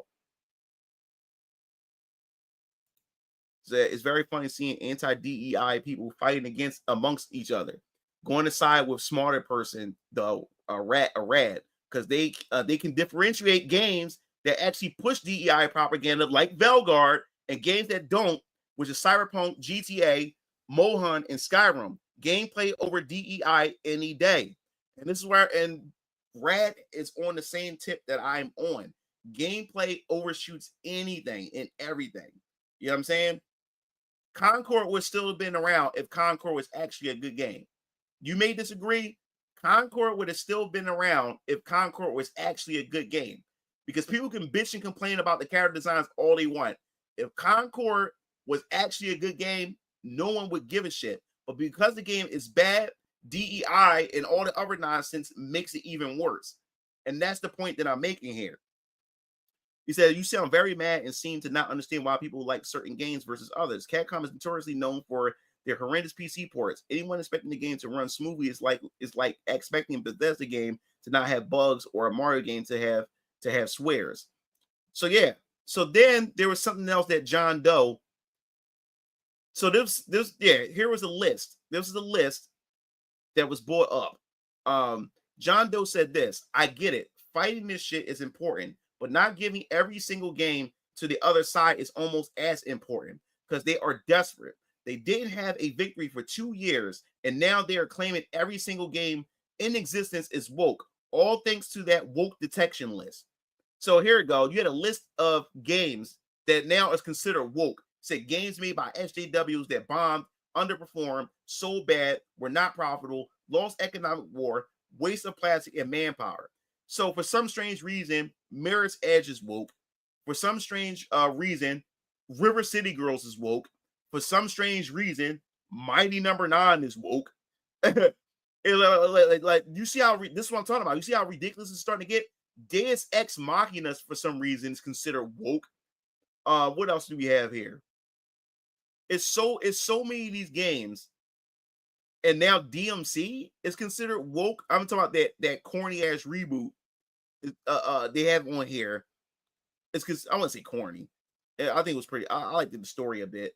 But I can see why people didn't like it because they did the Dante's look. Mafia 3 is somehow woke.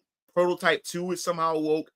And this is what we're talking about right now, where you start to have people coming in now. They're just going back to even older games and calling older games woke and stuff like that. And John Doe then comes in and he says something. He gives himself a rule. His rule is he used a 4-strike system, but I am way more leaning with this shit than most people because I don't give a shit about anything other than uglification and censorship. But even then, I don't give the wokey Stellar Blade when Sony forced the game censorship. So this is his checklist. It's a 4-strike list before he checks out of the game. Shove modern politics and commentary. Dev self-insert characters, gay shit, openly woke developers, anti-fan base rhetoric, forced DEI adversity, pet journal, defense force, don't like it, don't buy it. Hatred against old series, Barry Sues, overly annoying smugness, uglified characters, censorship, and shitty modern writing. So he gives himself 4 strikes for a particular game. And if it meets those 4 strikes, then he checks out. Which lets me ask you guys, do you guys have a strike rule or have a limit? He said, I wish Saints Row customization was better because I always end doing the same big-breasted women with the same haircut every time. I don't have a problem with a woman with muscles, just the modern developers made them look mannish on purpose. Yeah, wait until a manga lawyer finds out that most general consumers are gamers first. Let them allow. Yeah, most people don't care for politics as long as it's not aggressively intrusive. And that's what people got to understand, man. When it comes to this culture war stuff, I got to keep telling people that the internet, Twitter is not real life. Most people don't even know what the culture war is. Most people don't. Most people want to, you know how most of these games fell really fast? Not because we calling out wokeness when it comes to these studios. Yes, it does do some damage to the companies, but it doesn't do the damage that you think it does. People think that our voices is doing a lot of damage. No, there's a common flaw with a lot of these woke games. A lot of these woke games has a common flaw that they're bad fucking game design-wise. They're bad fucking games. Bad. So, the casual gamers, they don't know shit about the culture war. Most of them don't even know what wokeness is in video games. They see a game, it looks cool to them, because my cousin, he was looking forward to the Star Wars game, the Star Wars Outlaws. I remember he don't know nothing about the culture war. I was talking to him over the phone, my cousin Wally. And he said, yo, man, he said, I said, I can't wait. That new Star Wars Outlaws, man, looks pretty dope. He saw the trailer. He saw the commercial. He saw the trailer. But he's not thinking about wokeness because he like he's not into the internet woke beef. He don't watch YouTube videos and what's going on. but he likes Star Wars. He loves Star Wars games. So when he seen the trailer and he saw it and he saw some of the gameplay or whatever like that, he saw it. And the thing is, I didn't talk about the culture war. I didn't call it woke. I just told him it's not for me or whatever like that. Because why would I introduce him to the culture war stuff? He just wants to play a game or whatever like that. So I'm not because like I said before, I can't be around people that want to talk about culture war shit all day. I avoid people like that in my real life. I don't like talking about that shit every 5 fucking minutes. You know what I'm saying? So I'm not going to put that on my cousin who's don't even know shit about it or whatever like that. So guess what he did? He bought the game, and the game was trash. And he told me why the game was trash. Not once did he mention, girl balls. Not once did he mention about the female character being unattractive. The main thing about the game, he didn't like the gameplay. The game was riddled in bugs, and the story was mediocre and stuff like that. He didn't like the game. He didn't like it. Not because of all the culture war aspect, the social aspect. He knows nothing about that. He don't care for anything about that. So that's what, if you want, so for a game to fail, and the reason why a game will fail real bad is when the game is poorly designed, poorly developed. That's how a game falls. Yes, our voices calling out the wokeness, it has impact, but it doesn't have the impact that you think that it does. So guess what happens? Now my cousin tells other people that the game is not good. And even with casual gamers, when they say a game is not good, they don't point out the cultural aspect about it. They just point out why they don't like the game. Either the story, either the gameplay, all kinds of other reasons. But it's neither about the skin color of somebody or the sexual orientation or any of the culture war aspect. It's just about the game. Mostly it's about the game itself. And they suggest, no, don't pick it up. You get what I'm saying? It said when they call Echoes of Wisdom woke because they made Zelda the lead, that's when I lost all hope for our side. How is it woke to have her lead in a franchise that's literally named after her?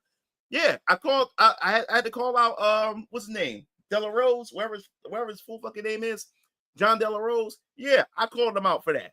For the Zelda, the Echoes of Wisdom. He said, my number 9 woke. What's up, please? This is getting out of hand. I have to disagree about Concord unless their skins change. Let me look. This is what I'm saying. The reason why I said this about Concord, because look at Apex Legends. Apex Legends was doing really, really good early on, and I hate those fucking character designs. I hate those character designs. Most of the characters are non-binary. Most of the characters are fucking gay in Apex Legends. But early Apex Legends was fun as fuck. Me and my brothers played that game together as a trio. The game was actually fun. And Apex Legends was making money despite how woke that game is and how woke that roster was. None of those characters had any appeal to them as far as designs are concerned. But guess why we played it? The game was actually fucking good. It was actually a fun game. Now it's falling off. Why is Apex Legends falling off? Because the gameplay is falling off. The balancing is falling off.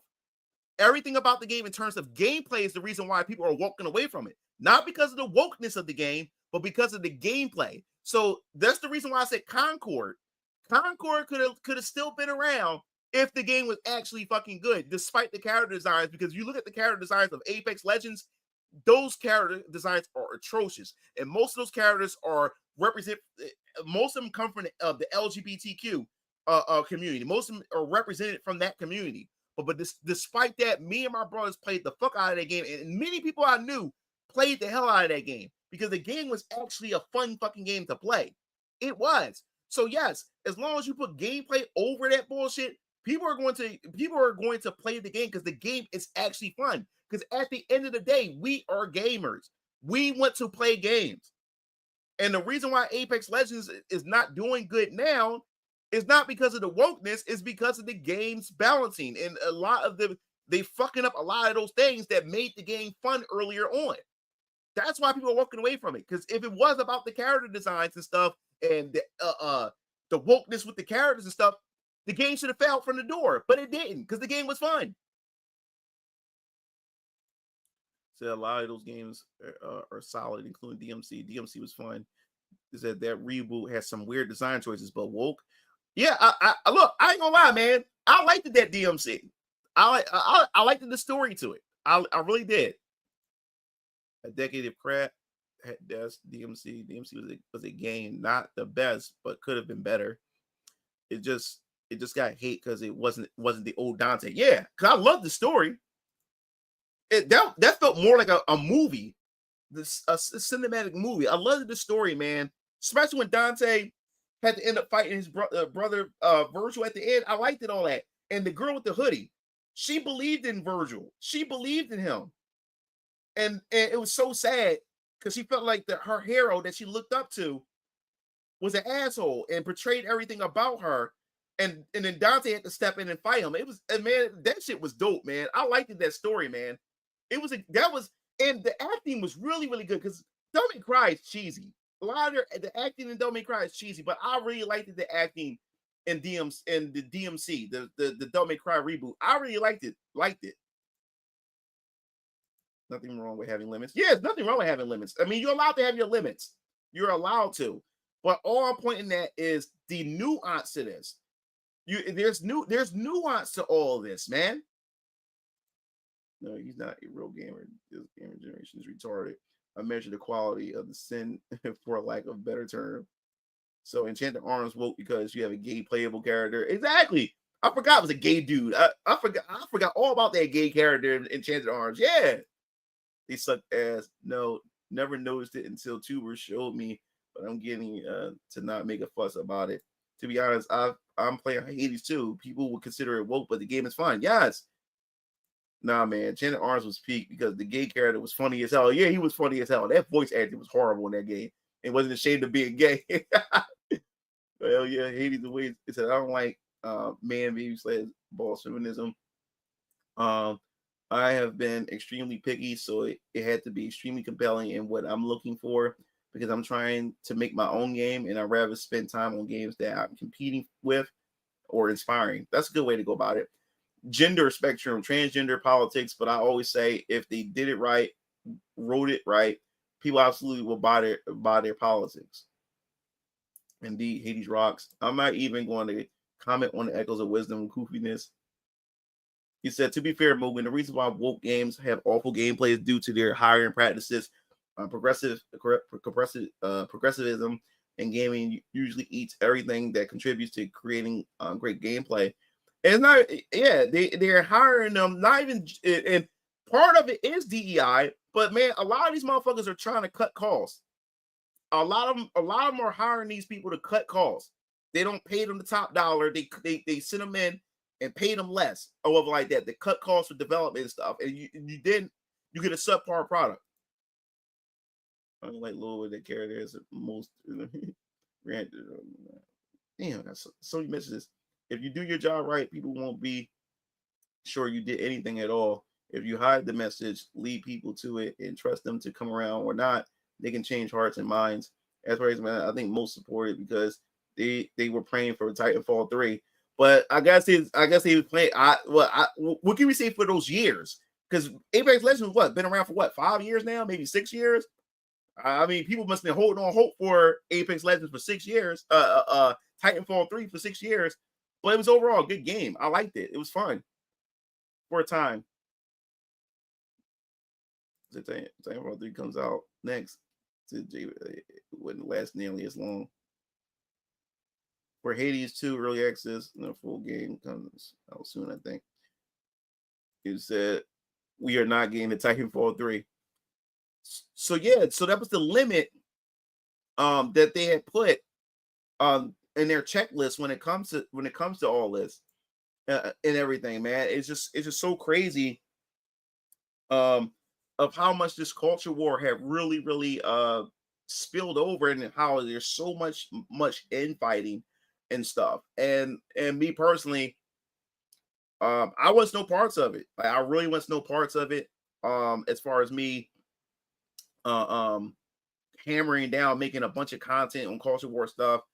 I'm culture warred out as far as YouTube content is concerned. I don't mind talking about it here on the stream because it's conversation. This is conversation to have, but you're not going to see much of the culture war stuff on my channel as you used to see it, because it's you can't satisfy everybody.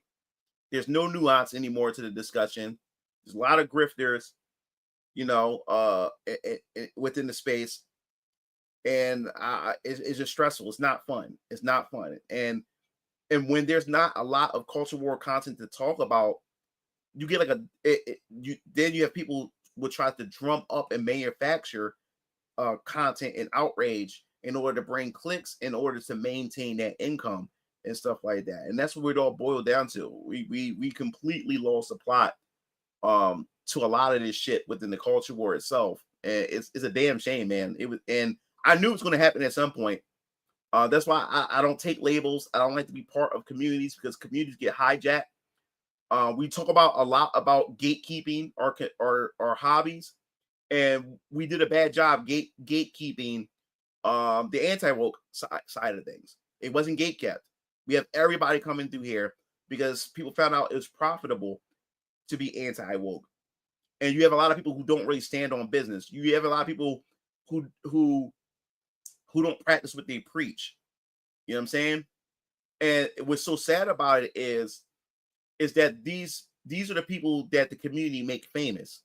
It's the people who aren't real, don't have integrity, they don't have morals, there's nothing ethical about them, but because they share the same politics and they share the same biases, or they scratch that bias that you have as a viewer, you're willing to overlook those type of things. You're willing to make excuses for those things, while at the same time you don't give the woke side that excuse. You hit them, you attack them, but when people from your own camp do the same thing as the stuff that you criticize the woke people are doing, you look the other way because they say things you agree with. So what are we doing here? What the fuck are we doing here? And when it comes to me, I'm a person I'm more so for common sense, and I'm more so for integrity. Especially me as a man, integrity is more than anything that I respect. I don't care how much of the truth that you talking.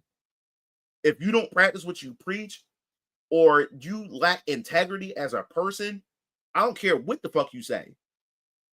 Because I don't trust you as a person, and I think you have a hidden agenda. So that's the type of person that's the type of person that I am. I'll look at you sideways when you start looking like a hypocrite, when you start not practicing what you preaching, but demand that others practice what they preach. You know what I'm saying?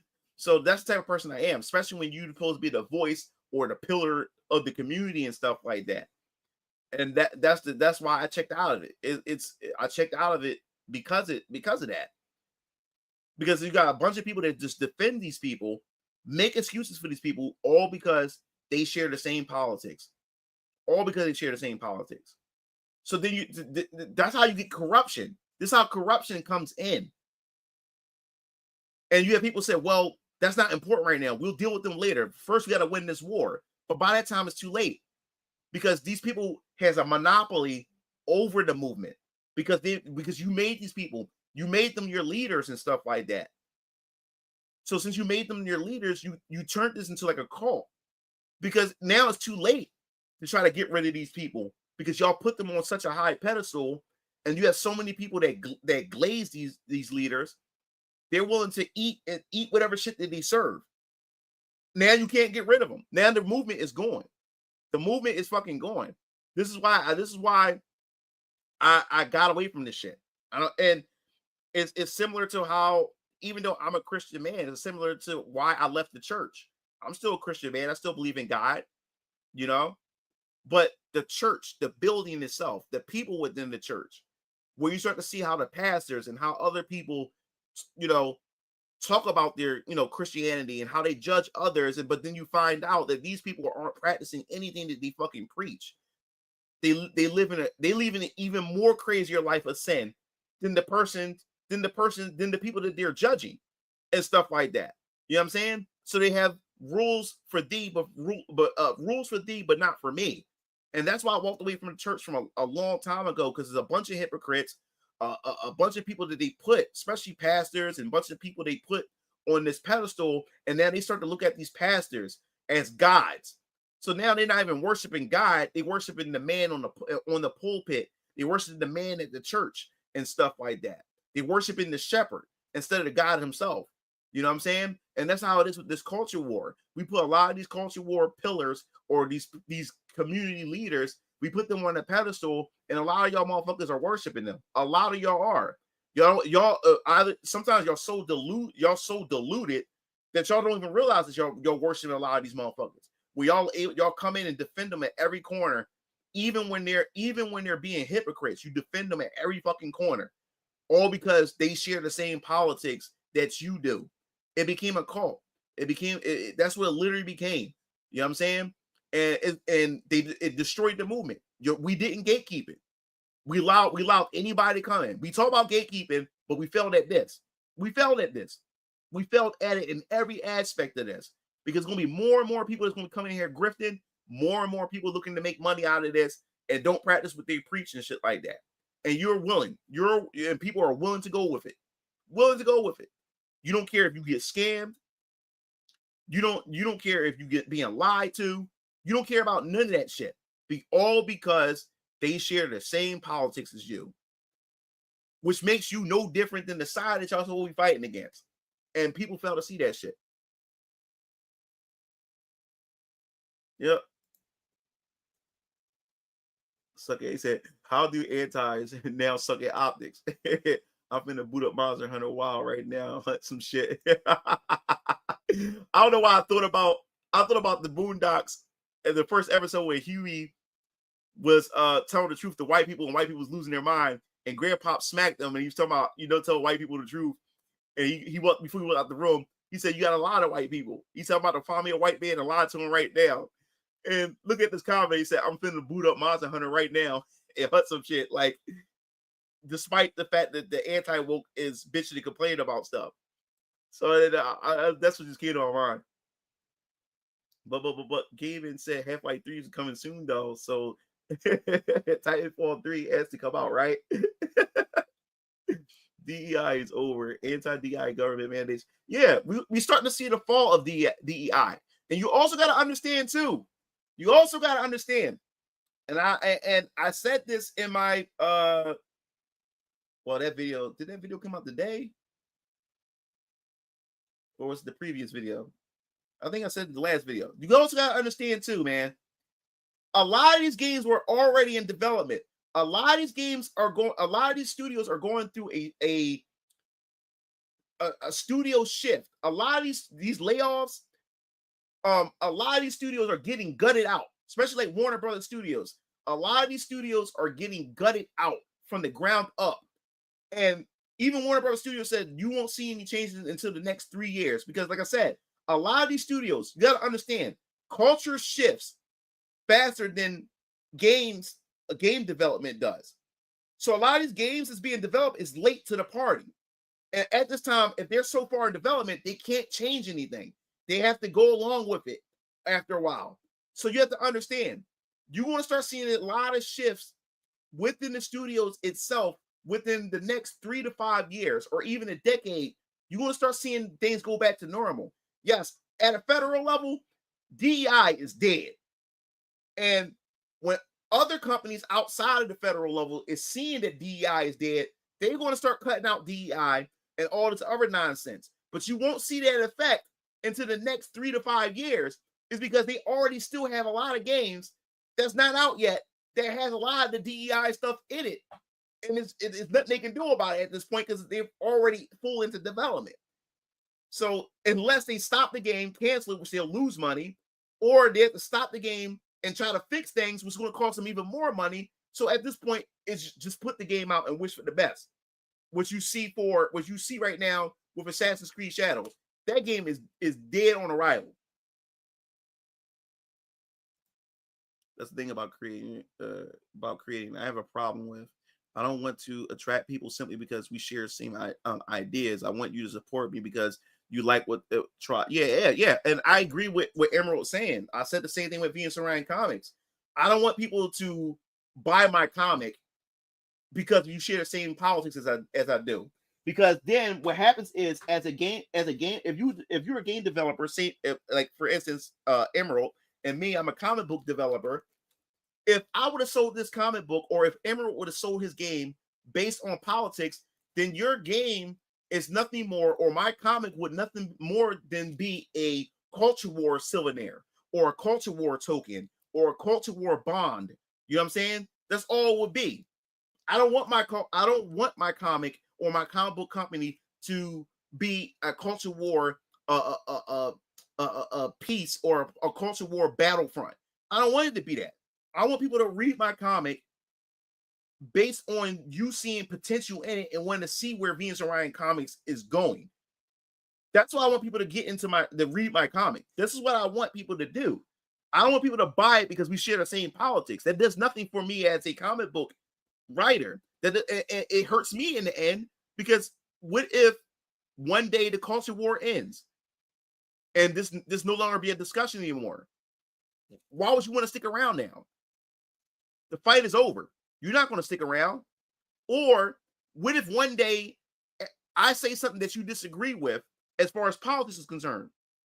Now you're going to walk away from me based on the fact that you don't agree with my politics, or my opinion on a certain politics. You know what I'm saying?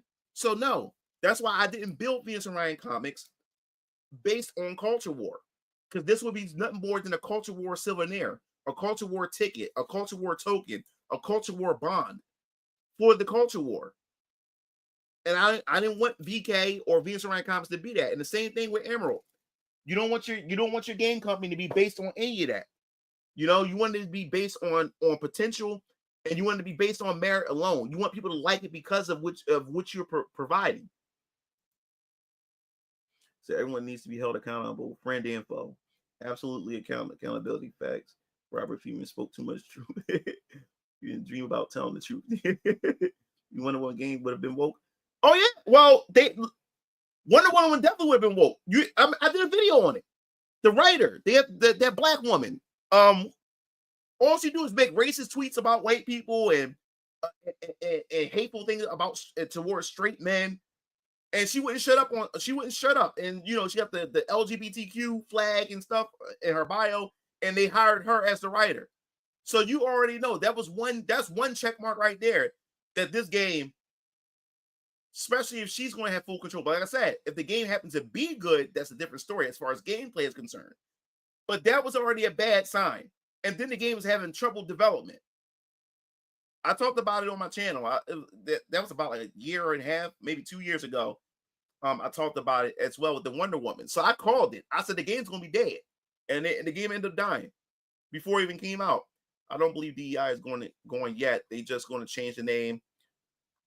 I'm glad Trump is exposing that and dealing with it. See, this is the thing. It doesn't matter at this point. They can change the name all they want. DEI, any shape or form, people know what the symptoms are, and right now it's starting to not become popular no more. So they can try to change the name all they want. People's going to be able to spot it, and it's going to kill them it's going to kill their business right away. So they can try that if they want to. Right. Oh, you're canceling games left and right. The implementation of those sweeping changes take time. Yes, I'm glad you brought that up. Yup, it's a bingo. Game development is several years. Yeah, what's that game called? Intergalactic, that Naughty Dog game by Neil Cuckman, with the chick with the bald head, the biracial Asian, black and Asian chick with the bald head, I think. Yeah. That game is supposed to come out. They said it's looking to probably come out in 2026 or 2027. No, 2027 or 2028. You know how far that is? You know how much the culture is going to shift and change by the time that game come out? So they either going to have to look at the culture as it's changing and start making changes to the game right now. And the game been in development for what already? 7 years already? I think 5 or 6 years already. So they either got to start making changes now, or this game is going to be dead on arrival if they have woke nonsense or all that stuff in it out the gate or whatever like that. And plus it's Neil Cuckman or whatever like that. So if that game come out the gate and then didn't change anything within the next 2 years, because the culture is going to shift in the next. Right now, the culture is shifting fast. and we talking about 2 years down the road, we ain't gonna even know where the culture is going to be at in the next 2 years. So they better do something. I guarantee you it had enough elements that are similar to which cool feat. I want my stuff to be played 10 years from now and after I pass away and not be a relic of culture war. Exactly, Emerald. People today cannot separate the art from the artist. It would have been 1000% woke. When it would be woke. The war is over, son. Like, put down your anti-gun. It's over. Go outside and be family, man. God theme intensified. Yeah, said Wonder Woman was about to have a bow down to your queen. God of War Ragnarok moment. Said, yo, I'm finally back. Y'all want to know a good woke game? Watch Dogs 2. That game is old school woke. See, the Cold War was over. Look what happened. Yeah. So yeah, man. So you have to keep that in mind, man, when it comes to this culture war stuff, man. As I said before, I tell a lot of you guys, touch grass, touch some grass. I gotta touch grass at times too. You gotta go outside, man. Can't be on the internet all day. You have to touch some grass. Go outside, interact with people. You can't be you can't keep yourself closed in and stuff like that and be socially awkward. You gotta get around people and be around us as human beings. We gotta be around people. Like people gotta understand that we're in this universe. We're all connected, no matter what color, no matter what gender you are. We all connected to each other in some shape or form. Human beings, we have to be near each other. We have to communicate with each other. We can't shut ourselves out or shut ourselves in, because we shut ourselves in. That's how we start to fall into a lot of these traps, and we go out of our mind. We lose ourselves. We lose touch of reality. You know what I'm saying? So everybody, you gotta go outside. You gotta do something while you outside. Meet new people. Sometimes turn off your video game. Sometimes go outside. Sometimes stop binge watching anime. Go outside. Stop beating your dick to porn and hentai. Go outside. Do something for a bit. You got to get that in. You have to be around people, man. And that's why society's falling apart right now, because everybody's attached to their cell phones. Everybody's glued to their televisions. Everybody's glued to their laptops, their desktops. They're tied to their game consoles. You know what I'm saying? They're tied to TikTok and all these other type of social media apps. And now we don't know how to talk to each other. We created our own echo chambers. You know what I'm saying? We are afraid of humans have become afraid of confrontation. Now people see confrontation, or people see opposing opinions as oppression. They see it as bigotry, hatred, sexism. Anytime you disagree, because people aren't used to having debates. People are not used to disagreeing anymore, because now you can create your own social bubble where you don't have to hear any other opinions but the opinions that agrees with you. And that's where we lost the plot as human beings in society. And in the government and the elites at the top, the deep state and all of them, they knew that technology, they knew that social media was going to do that to us. Now we're not even breeding anymore, especially in America. The population is we're not even fucking and having and creating more humans anymore. We're going in decline with our population because of what social media has done. Now I got both genders going back and forth with each other. You know what I'm saying? So that's the things that I believe is more important than anything, man. We gotta fix that stuff. That's great to say. Cross someone's threshold, have dinner with someone. That Carl Jung called the collective unconsciousness, which connects us. Wow. So I wonder if Anita Sarkeesian will have any form of power over video games. I doubt. Anita, she's done. She would never have any power again. I'm allergic to grass. That's why I touch computers. I love you guys, man. You guys, man. I love all you guys, man, because you guys. I'm able to have a discussion with you guys, and even when you guys disagree, we're allowed to disagree. That's why I love you guys when we have our different agreements, because we allow to disagree. Just because we disagree doesn't mean we should hate each other and not want to talk to each other and stuff like that. And you guys are very funny, and there's a lot of maturity. And like I said, your streamer's audience is a reflection of who you are as a streamer, as well. And that's what I like about you. That's what I like about you guys. You all gravitate towards me because we all, in a sense, are grounded and rooted in some form of in reality. You know what I'm saying? And that's why I appreciate you guys. So as an angry, depressed, shut in, touching grass does wonders. Then I go back home and immediately feel bad again. Yeah, man, you have to go outside, communicate with people, and go to the gym. If you can't afford a gym membership, it's still no excuse. Go out for a walk. You don't have to run and jog. You can lose a lot of weight just by walking. I lost 30 pounds during the time I was like really, really heavy. I lost 30 pounds just by walking every day. Walk 4 miles a day. And my 4-mile walk is just from my house, which is 20th Street, all the way down to 1st Street and back.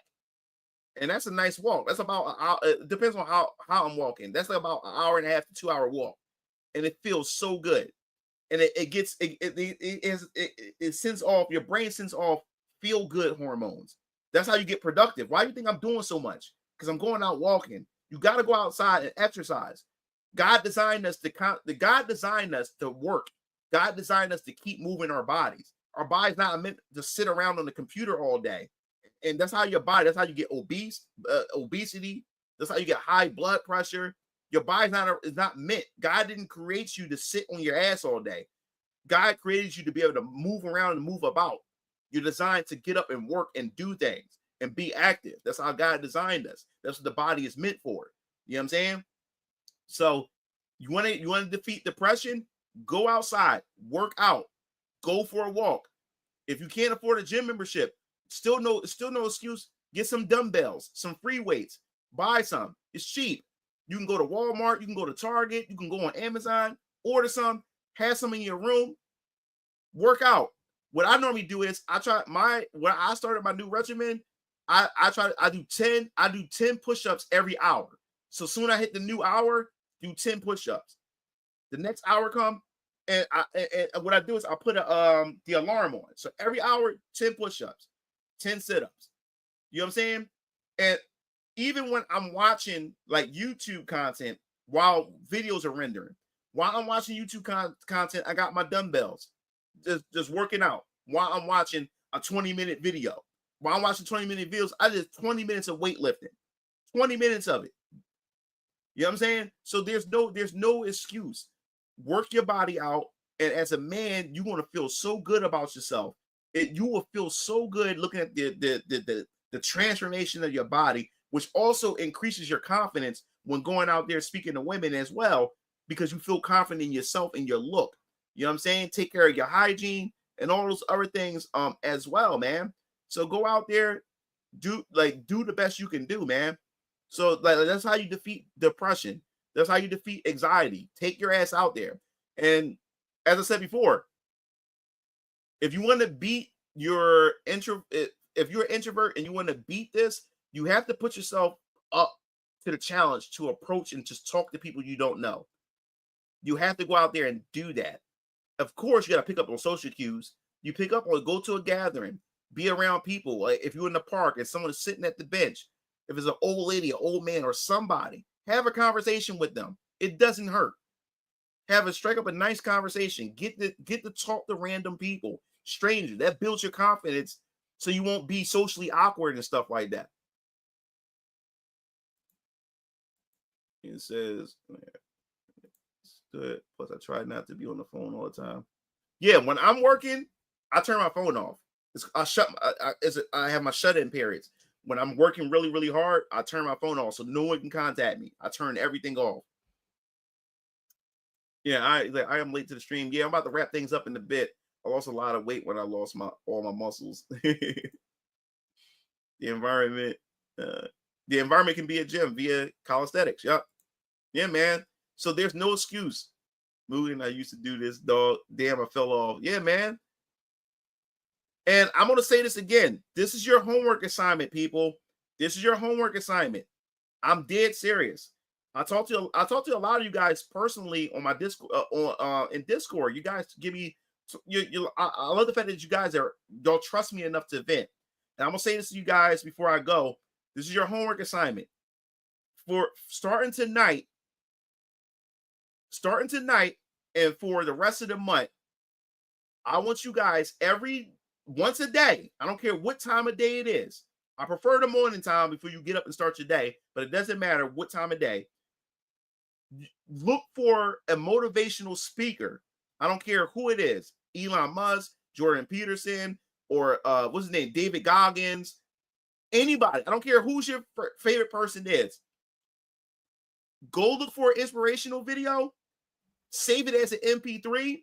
If you're going for a walk or if you're doing videos or whatever you're doing, listen to that inspirational video. You don't understand how much that will transform your life and give you so much boost of confidence that you can take on the world. Find something. Go on YouTube. Type in inspirational videos or inspirational speech. Find that. Find it. And I'm dead serious. That's your homework assignment. I want you starting tonight. Find an inspirational speech. Find a bunch of them. Get a playlist. And once a day, I don't care what time of day it is, make sure you listen to it. This is why you think that Venus on Ryan Comics became possible. Why do you think this became possible? Why do you think anything I did became possible?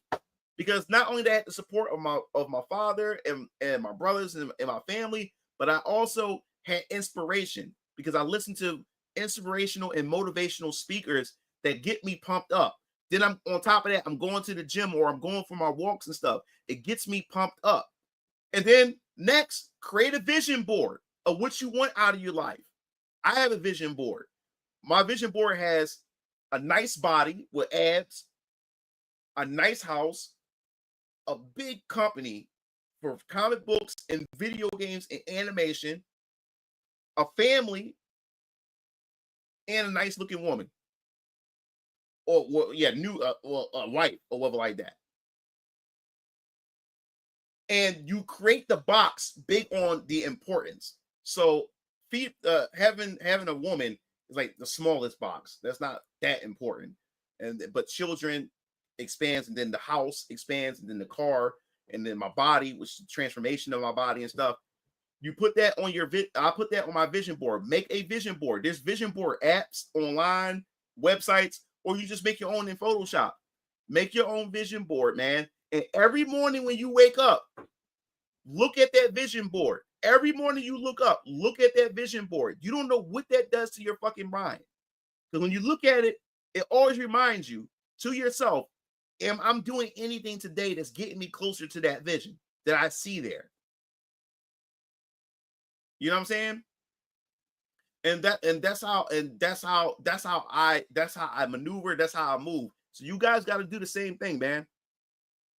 But now I've been working 4 miles a day. At the end of my shift at work, I'm about to start working out in the gym this week. Good, man. Giving God for confidence and health in the year. I eat a meal once a day. Sometimes I fast for 2 days, 3 days, and most active. Good, man. Agree moving lazy after leaving the military. I forced myself to enroll karate. Yeah, man. So do that for yourself, man. Do that for yourself, and it'll work wonders for you, man. Like I said, there's no excuse in your life, man. Like I said, I'm doing streaming. I'm a full-time dad, running a comic book company, gamer, YouTuber, 3D hentai animator, making money from that. Got a big community to run over there. You know what I'm saying? Running the t-shirt business with my brothers. So much I'm doing. It's just so much I'm doing, and I'm still able to manage to go for my walks, go out to the gym, and do those things. And you can do that too, man. You can juggle those things. You just got to learn how to prioritize your time. That's what you got to do, and you got to stay away from negative people, man. And if you have family who are negative and are dream killers, stop trying to get their validation, because you would never get it. Stop trying to get them to love you. Stop trying to get them to like what you're doing. If they haven't done it yet, they'll never do it now. And don't fall for the trick. If you ever become successful, don't allow them to come into your life, because they wasn't around when you was at your lowest. You know what I'm saying? Family's the main thing that can bring you down. You know what I'm saying? So you have to get this out of your head that you're trying to get validation to get them to love and like what you do. You're never going to get that. If they haven't did it now, they're never going to do it.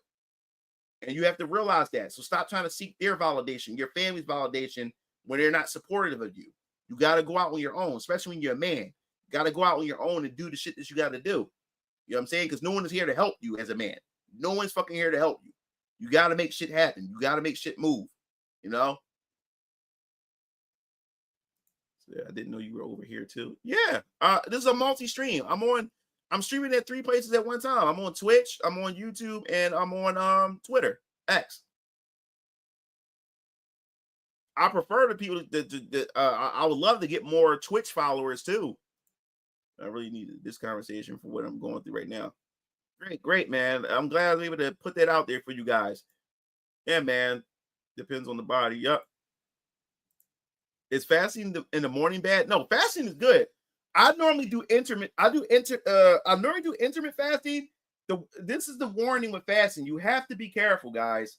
The problem with fasting is that you're not getting the proper nutrients in your body when you fast, because you're fasting. You're trying to lose because what fasting does, you have to understand your body goes through a state within, like for instance, intermittent fasting, depending on your schedule. Normally, when I decide I want to do an intermittent fasting for a couple days, I will stop eating around 7 p.m. and you can't eat for 16 hours. So from 7 p.m. and they suggest that you do it in the evening because you can sleep most of those hours. So I can't eat. I stop eating, which means you don't eat nothing. The only thing you can do is drink water. So if you don't eat nothing if I don't eat nothing around like 6 or 7 p.m. And all I can do from that point on is just drink water for the rest of the evening, and then go to bed and sleep through most of it. What happens is within 6 or 8 hours, your body goes through a certain state. So once you go to that state, your body start breaking down calories, it start breaking down fat and stuff like that. But your body needs 8 hours without eating anything in order for your body to go in that state. The moment you eat something, it removes that state. And then you have to start, your body has to redo it another 8 hours all over again. So that's how intermittent fasting works. So yes, you stop around like 7 or 8 o'clock, or 6 or 7 o'clock p.m.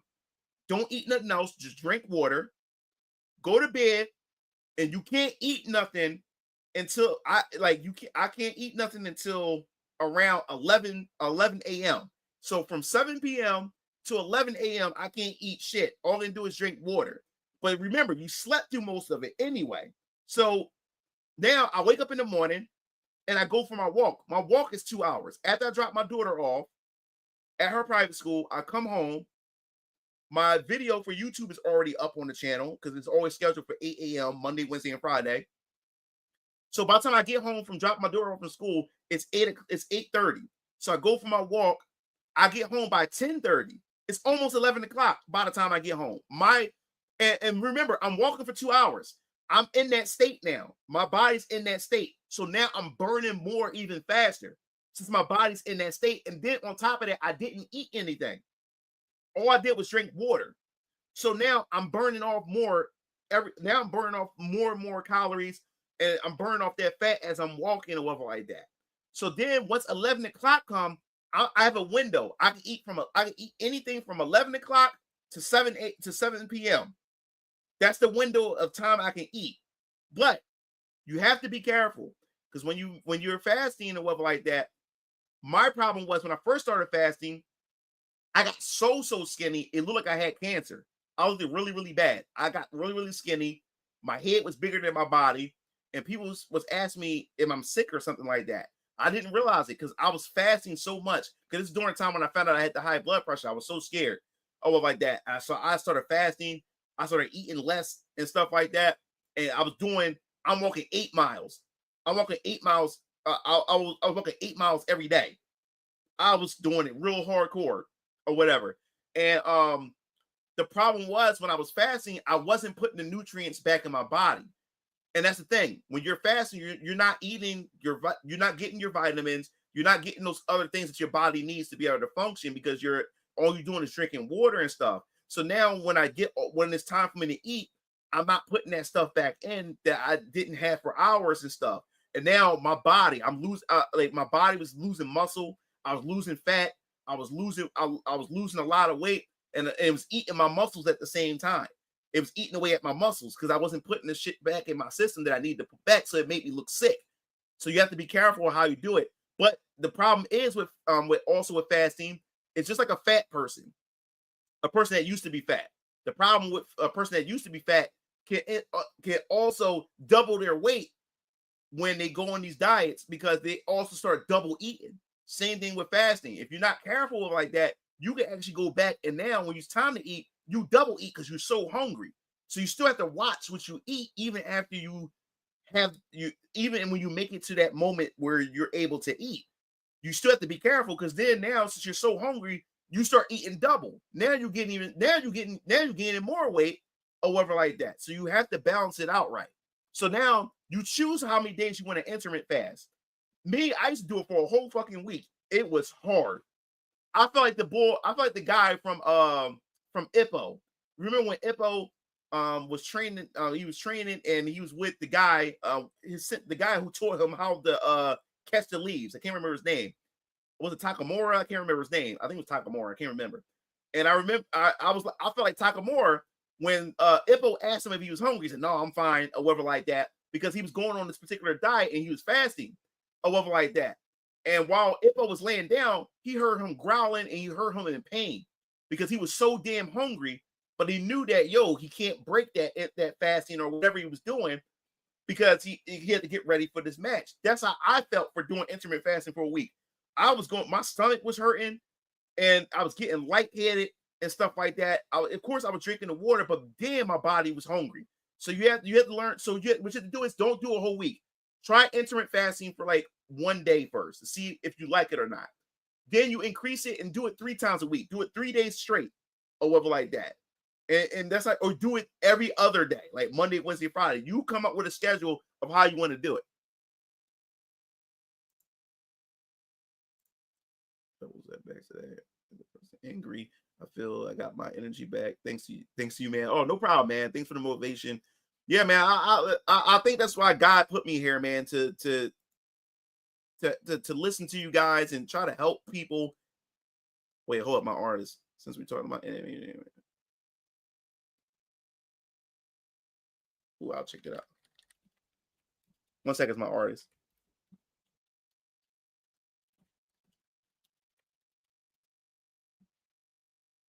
Yeah, so say you're in a fasting state when you sleep, you're in recovery. Say, yes, I eat at 11 a.m. and then when I get hungry, I drink water or juice. Yeah, stay away from the juice. If you're fasting, stay away from the juice because the sugar and all those other things that takes you out of that state. That's why you can only drink water. Only drink water. So I was told you were spitting facts, so here I am. We're going to get through a dog. AVAX, counting on the calories helps.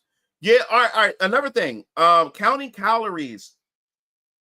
I had a problem with that because I got too obsessive over it when I first lost my 30 pounds when I was going through my depression, like 6 years ago and stuff. And like I said, when my doctor told me I had the high blood pressure, and they told me that you need to be here for your daughter. You don't want to get sick and stuff like that and die at an early age. And I really started changing my habits and stuff when it comes to things and stuff. And the problem I had with calorie counting when I first started doing it, it was hard at first trying to figure this stuff out. I had to get the app.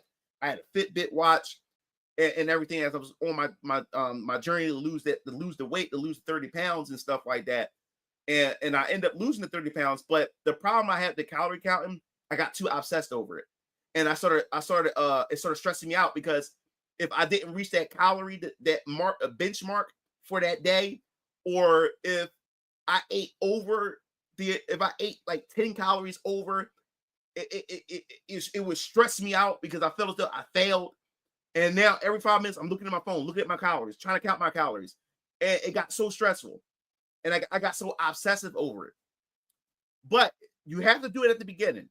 I will tell you this.